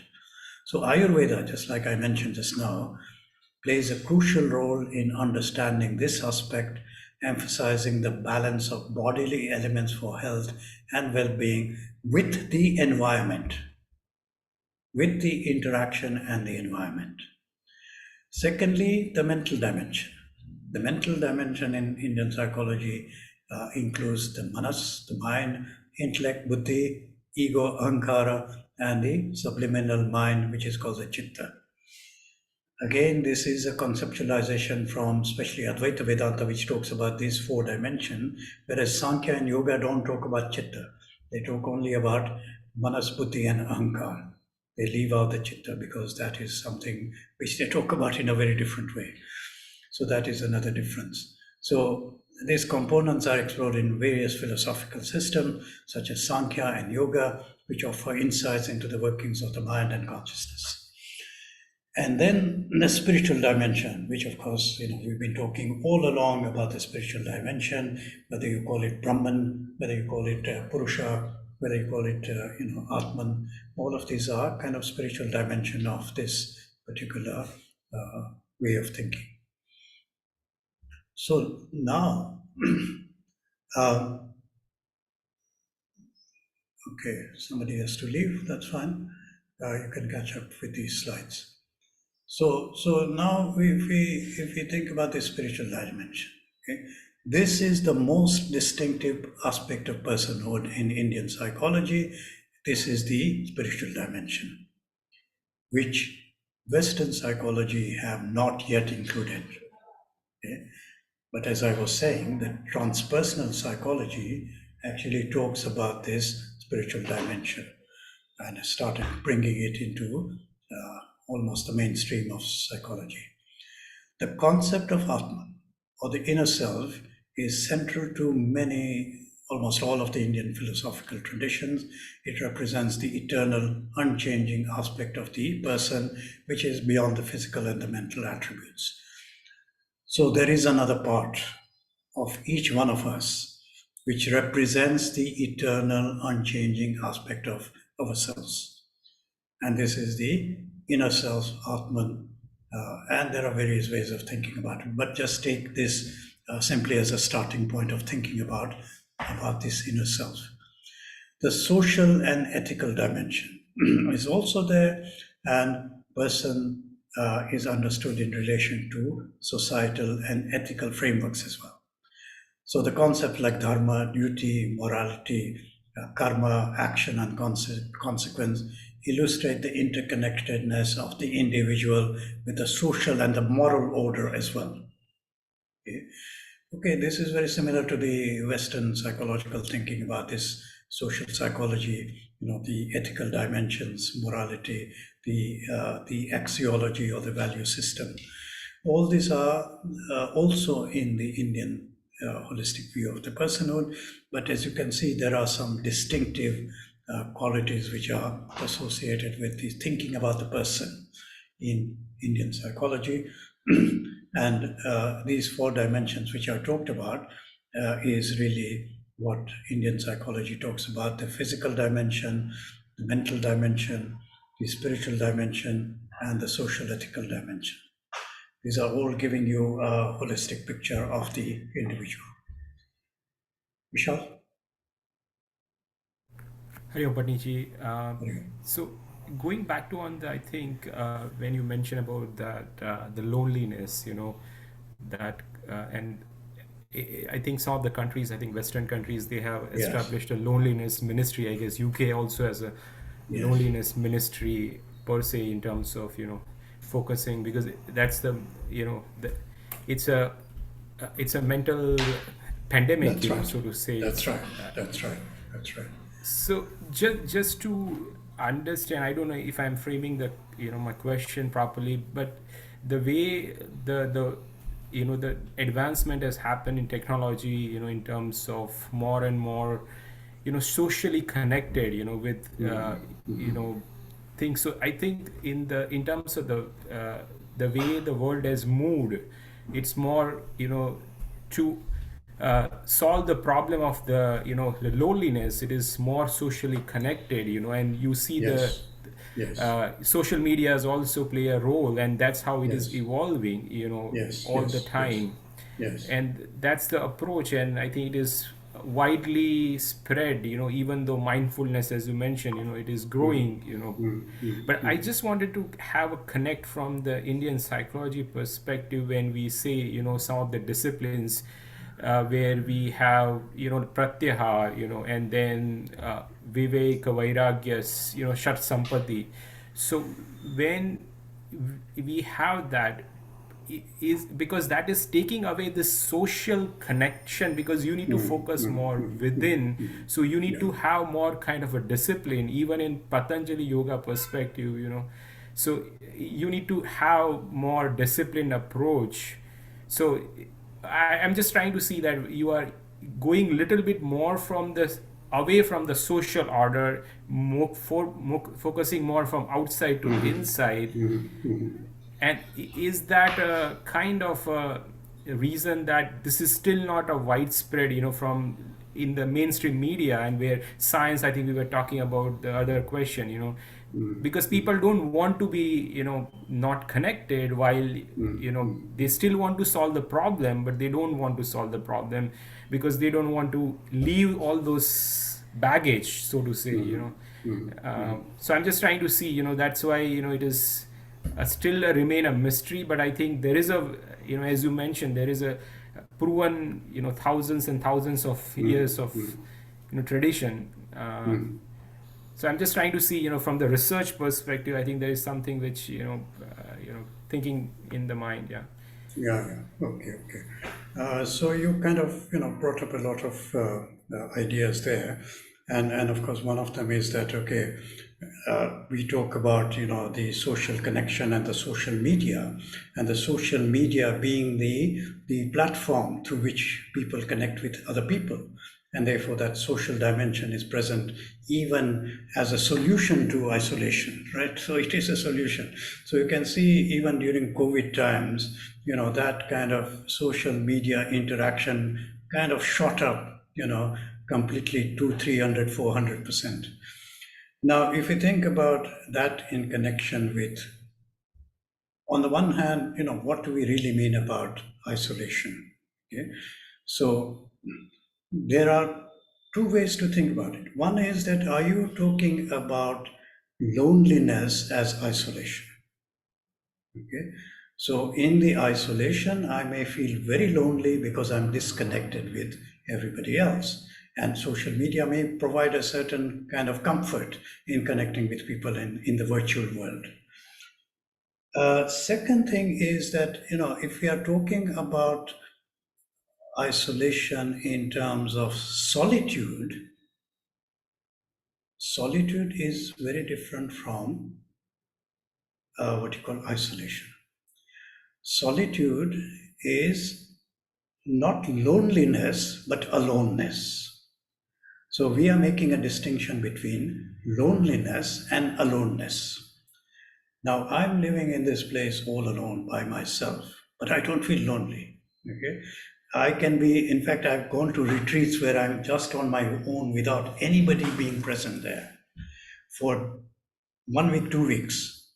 I go to a retreat place, nobody is there, I'm the only person within, say, 10 miles. Now, I don't feel lonely at all. I feel alone, but that is not loneliness. So I make a distinction between solitude and loneliness. Now, the interesting part of what you are asking for is the yogic disconnection with apparent disconnection with everything, because I'm going in my inner world, more and more in my inner world. But remember, yam and niyam, the first two practices of Ashtanga Yoga, in fact, establishes my connection with the outside world, with the social dimension, okay, and with the cosmos, because those are the do's and don'ts of my relationship with the world. So it's not completely excluding it. It says, be related to everything. Don't kind of relate it in this way, but relate it in this way. And the basis of that relationship is this kind of morality or value system, which then allows me to structure my transactional life in such a way which is going to contribute towards my inner discipline. Okay. So even before I reach pratyahar, I have to do yam and niyam. I have to live a yogic life. I have to start doing asana. I have to start doing pranayam. And then the mind starts kind of cooling down a bit. So then I can go into the inner world. You see what I mean? And it may take me years and years and years to live a yogic life in order to get to that point where I can truly do pratyahar in its purest form.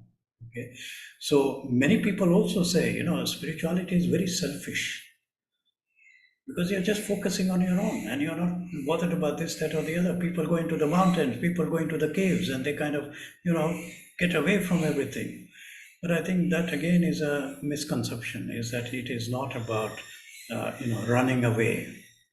It's about going 360 degrees, is that you start off by becoming more and more introverted and introspective, so that by the time you reach samadhi, your whole consciousness changes so much so that you become even more connected with the world around you and the people around you. Okay, so there may be a kind of temporary way in which I have to take more time in terms of doing my pratyahar, dharana, dhyana, samadhi, and so on and so on. But there will come a time when these two get integrated in such a way so that there is no external and internal. Everything becomes interconnected in a very different way. Does that make sense? Yeah, it makes sense, Meshi. Just only my doubt was from the Sadhan Chatushraya perspective when we say, That's right. Sama, Dhamma, Uparati, Yes. and Yes. Tiksha. Yes. So Yes. we need to withdraw, from the external and more. So that's why I was just, trying to see, because that's where I think people don't want to leave the social, No, but I think again there may be a kind of slight doubt about that, in the sense that when we talk about Vivek and Vairagya, okay, people don't like Vairagya because you're telling them, okay, detach from this, detach from this, detach from that. But I think, the way in which, some of our masters have explained is it goes into, I talk about it in terms of 3 phases. Vairagya is, number 1, recognizing your attachment to things. And attachment, if I recognize that if this thing is taken away from me, I start getting very worried. My mobile phone, for example, that attachment is there. So recognizing the attachment. Number 2, re-evaluating my attachment to that object or the person. Okay. And then number 3, release and let go based on my re-evaluation. You see what I mean? So it is not that I'm forcefully kind of detaching myself. I'm actually re-evaluating my relationship. In fact, it gives me more space to connect with a person because I'm no longer kind of bound by my attachment to that person. In fact, it becomes a much more fulfilling experience being with somebody without that kind of, dependent attachment. So this whole idea of, detachment, I think of it in a different way according to what, Shankaracharya ji and Swamiji has explained to us, is that, there is a different way of thinking about these things. So there is that difference which is going to be there, but certainly there is an inner focus in our sadhana. But the inner focus doesn't mean that we have to completely kind of disappear from the world. It means that slowly by slowly, especially if you are a grahasthi and you are on the spiritual path, you cannot afford to isolate yourself. And, to be a grahasthi, at the same time to be a sannyasi, whether that is possible or not. Okay, and this is in fact, I don't know if you have read Ashtavakra Gita. There is this whole dialogue between Janak Maharaj, who has realized and expressing himself in terms of his own experience of realization. And then Ashtavakra is kind of probing him. Are you really realized? Because, you appear to be acting just like the king you were before. So, are you still a grahasthi or have you realized? So these kind of complexities, even the masters were discussing in terms of, the idea of detachment, attachment, isolation, solitude, and all these kind of things. So these are, interesting ideas. Okay, so now, yes, Bhartaji. Hari Om. I was just debating the attachment and detachment. So would the Vairagya also is not having detached from the desire rather than detachment from the object itself?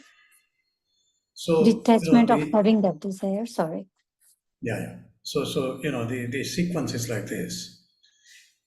I have got a certain type of vasanas, right? Which are, say, for example, I have got vasana for sweet food. Yes. Now that vasana will express itself as a desire to look for something sweet. I see a chocolate in front of me, and the vasana is activated because I've seen the chocolate. The vasana is activating, which then kind of brings that thought, I see the chocolate, I want that chocolate, I'm going to go and get that chocolate. Yes. When I keep on getting that chocolate again and again, there is an attachment to a certain kind of chocolate. I like mint chocolate very much, so my connection is with mint chocolate. Okay. Now there is a certain dependency which has developed as a result of this whole process. Vasana, to thoughts and feelings and intention, to desire, to looking out for something which is going to express itself as a desire in the outer world, and there is an object of desire to which I'm going to now look for, and through my action and my impression, I'm going to get attached to that. Mm-hmm. So it is desire comes first, and attachment is connected to the desire and comes in relationship to the object. Okay, so that's why Bhagavan Shri Krishna says to Arjun, don't worry about doing everything now. All you need to do is separate out yourself from the fruit of the action. Okay? The enjoyership is slightly more easier to give up than the doership. So you have to start with Karma Yoga, Bhakti Yoga, and then you proceed to Jnana Yoga, which says you are not the doer anyway. Okay, so which means that it is not about kind of, detaching from the desire. Rather, it is the desire which is expressing itself in relationship to an object to re-evaluate that object so that the desire does not arise again. And if the desire does not arise again, that vasana is getting eliminated. You see what I mean? So Got that it. is the Thank whole you. purification process which we have been talking about. Okay, Thank you. good. Okay, so we have still got 10 minutes. If everybody is exhausted by now, then we can conclude here, or I can carry on for the next 10 minutes. I just had one question, Patiji. So those of us brought up in the Vedanta system, listening mostly to the Chinmaya Mission lectures, so it would be value for us to learn a little bit of the Patanjali Yoga Sutra and also. Yes.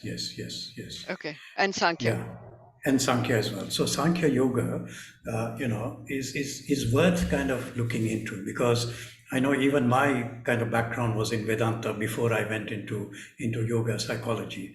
So, to understand all these different systems gives us a much broader view of, how these traditions are sometimes very different from each other, right? So, for example, Sankhya Yoga is a dualistic philosophical system. The metaphysics of Sankhya Yoga is accepting the reality of the world as well as accepting the reality of consciousness. Whereas in Advaita Vedanta, we are used to thinking about, no, there is only one reality principle, and that is Brahman. And the rest is mithya, it is all illusion, right? Whereas Sankhya Yoga says, no, this is actually real stuff. You've got to deal with the real stuff. Prakriti is real. So, these are differences which we have to kind of, as Indian psychologists, to bring to the forefront so that we can understand these systems of thought as well. Now, I am going to put up some reading material on the classroom, and one of them is Indian philosophy. Okay, and that Indian philosophy will take you through all the tradition, Nyaya, Vaisheshika, Sankhya, Yoga, Purva Mimamsa, Uttar Mimamsa, so that you can have a broader understanding where Indian psychology actually comes from. Okay, Seema.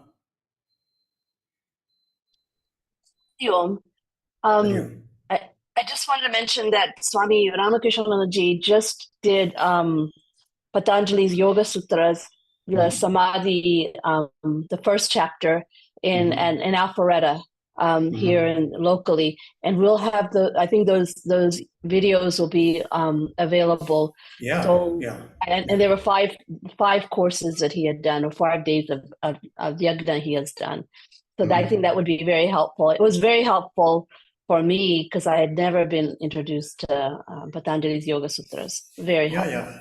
I mean, you can share that within the group as well, if they are publicly available, so that, you can listen to somebody. It's much easier to, grasp the meaning rather than trying to work it out reading a book. So, that's a very good suggestion. And, so one of the things I was thinking about, would it be, I know, there are so many WhatsApp groups, and to invent another one is also sometimes can be a nuisance, but that's one way of kind of keeping in touch with each other. I'm sure you've got some way of doing that as well, and you can kind of transfer some of those to the other participants as well. We have a group. Vilasji has set up a group for us. Okay, just for this class or for this? No, not just for this class. It's actually for the batch. For our batch, correct. Okay. I mean, if you want to include me in that, that's fine. If not, that's fine as well. But my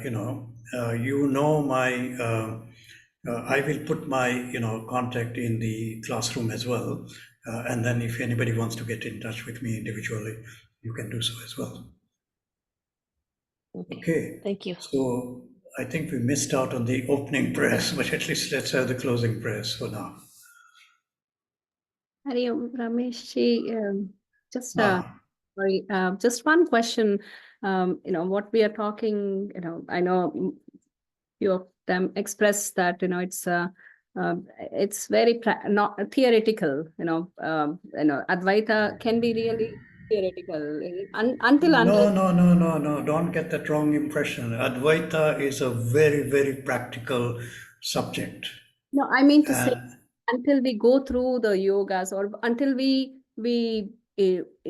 put in effort and Yeah, that's up to you. That's up to you. That is part of your own purusharth, your own self-effort.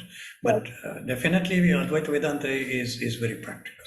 Yes. So until we go through Vidyasana and Samadhi, it's no. What I'm asking is there any book from the psychological perspective for practical application, that we can read in the meantime, while we are learning the concepts in this class? If you can suggest one, that would be really Okay. So yeah, there are a couple of Indian psychology books which you can look up and see, how some of them are being applied. But this is what we have been talking all along: is that what are the applications and the applications which we'll go into much more detail, in the next remaining sections of this module, and also other modules as well. But if you want, I can give you names of a couple of books. One is called The Handbook of Indian Psychology, and this is by Ram Krishna Rao with Professor Dalal and Paranjab. And the other one is by Cornelissen from the Aurobindo Society. It is also called the Indian Psychology Volume 1 and Volume 2. So both of these books are going to be valuable if you want to go further into the depth of Indian psychology. And if you want to see what it looks like, you can have a look at these books. all right. Yeah. Thank you. Okay. I didn't mean to say it's not practical. No, that's fine. But many people tell me, I kind of say to myself, it is totally practical. Yeah. Okay. Hari Om, Ramesh. Hari Om, Mita. So you were talking about a mindfulness course that you teach. Yeah. So could you shed some light on that? Like if somebody wants to do it, are students who are not a part of this batch, can they also do it? Yeah, they can do it. Anybody can do it. So is it could you shed some light? How could we register? What to do? Okay, so at the moment I'm not teaching. When I was in UK, in India, I'm not teaching that. Okay. Somebody has asked me to teach it to the students, but I'm still thinking about it. But if there is an interest, my schedule is so tight that there is no room for maneuver at the moment. But you will find many of these online, Gita. If you look online, there are many free courses as well in mindfulness.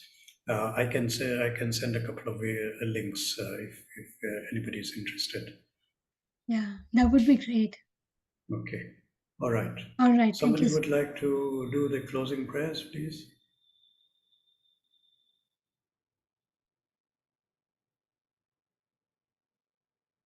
Anybody?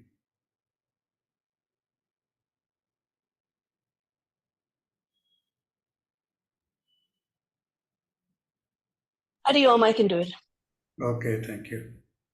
Om Sarve Bhavantu Sukhinaha, Sarve Santu Niramayaha, Sarve Bhadrani Pashyantu, Ma Kaschit Dukha Bhag Bhavet. Om Purnamadah Purnamidam Purnat Purnamudachyate Purnasya Purnamadaya Purnamevavashishyate Om Shanti Shanti Shanti. Hari Om Shri Guru Pyo Namaha. Hari Om. Hari Om. Hari Om, Hari Om, Hari Om. Thank you very much, and see you next week. So next week we'll have a slightly different format, 20 minutes to half an hour of question answer, and then we'll go into the subject material. I will post these things either today or tomorrow morning, and you can start having a look at it and see, if any questions arise in your mind, you can bring it up in the next class. And I will also put some material for you to kind of read and think about. Okay. Hari Om. Thank you. Patniji. Hari Om. Thank you. Hari Om. Hari Om Patniji, I have a question. Can you also put the names of the two books Yes, I'll do that as well. on Classroom? Thank you so much. All right, no problem. Thank you. So, sir, next week the class will start at 9 o'clock then, right? No, it'll start at the same time. Okay. It'll start at Got the it. same time. Got it. Only Thank the you. first hour, half an hour, Will we're be going to take question up answer. for question answer. So everybody prepare, questions, and then we can take up that in the first half hour of the class. Thank you. Okay. Hari Om.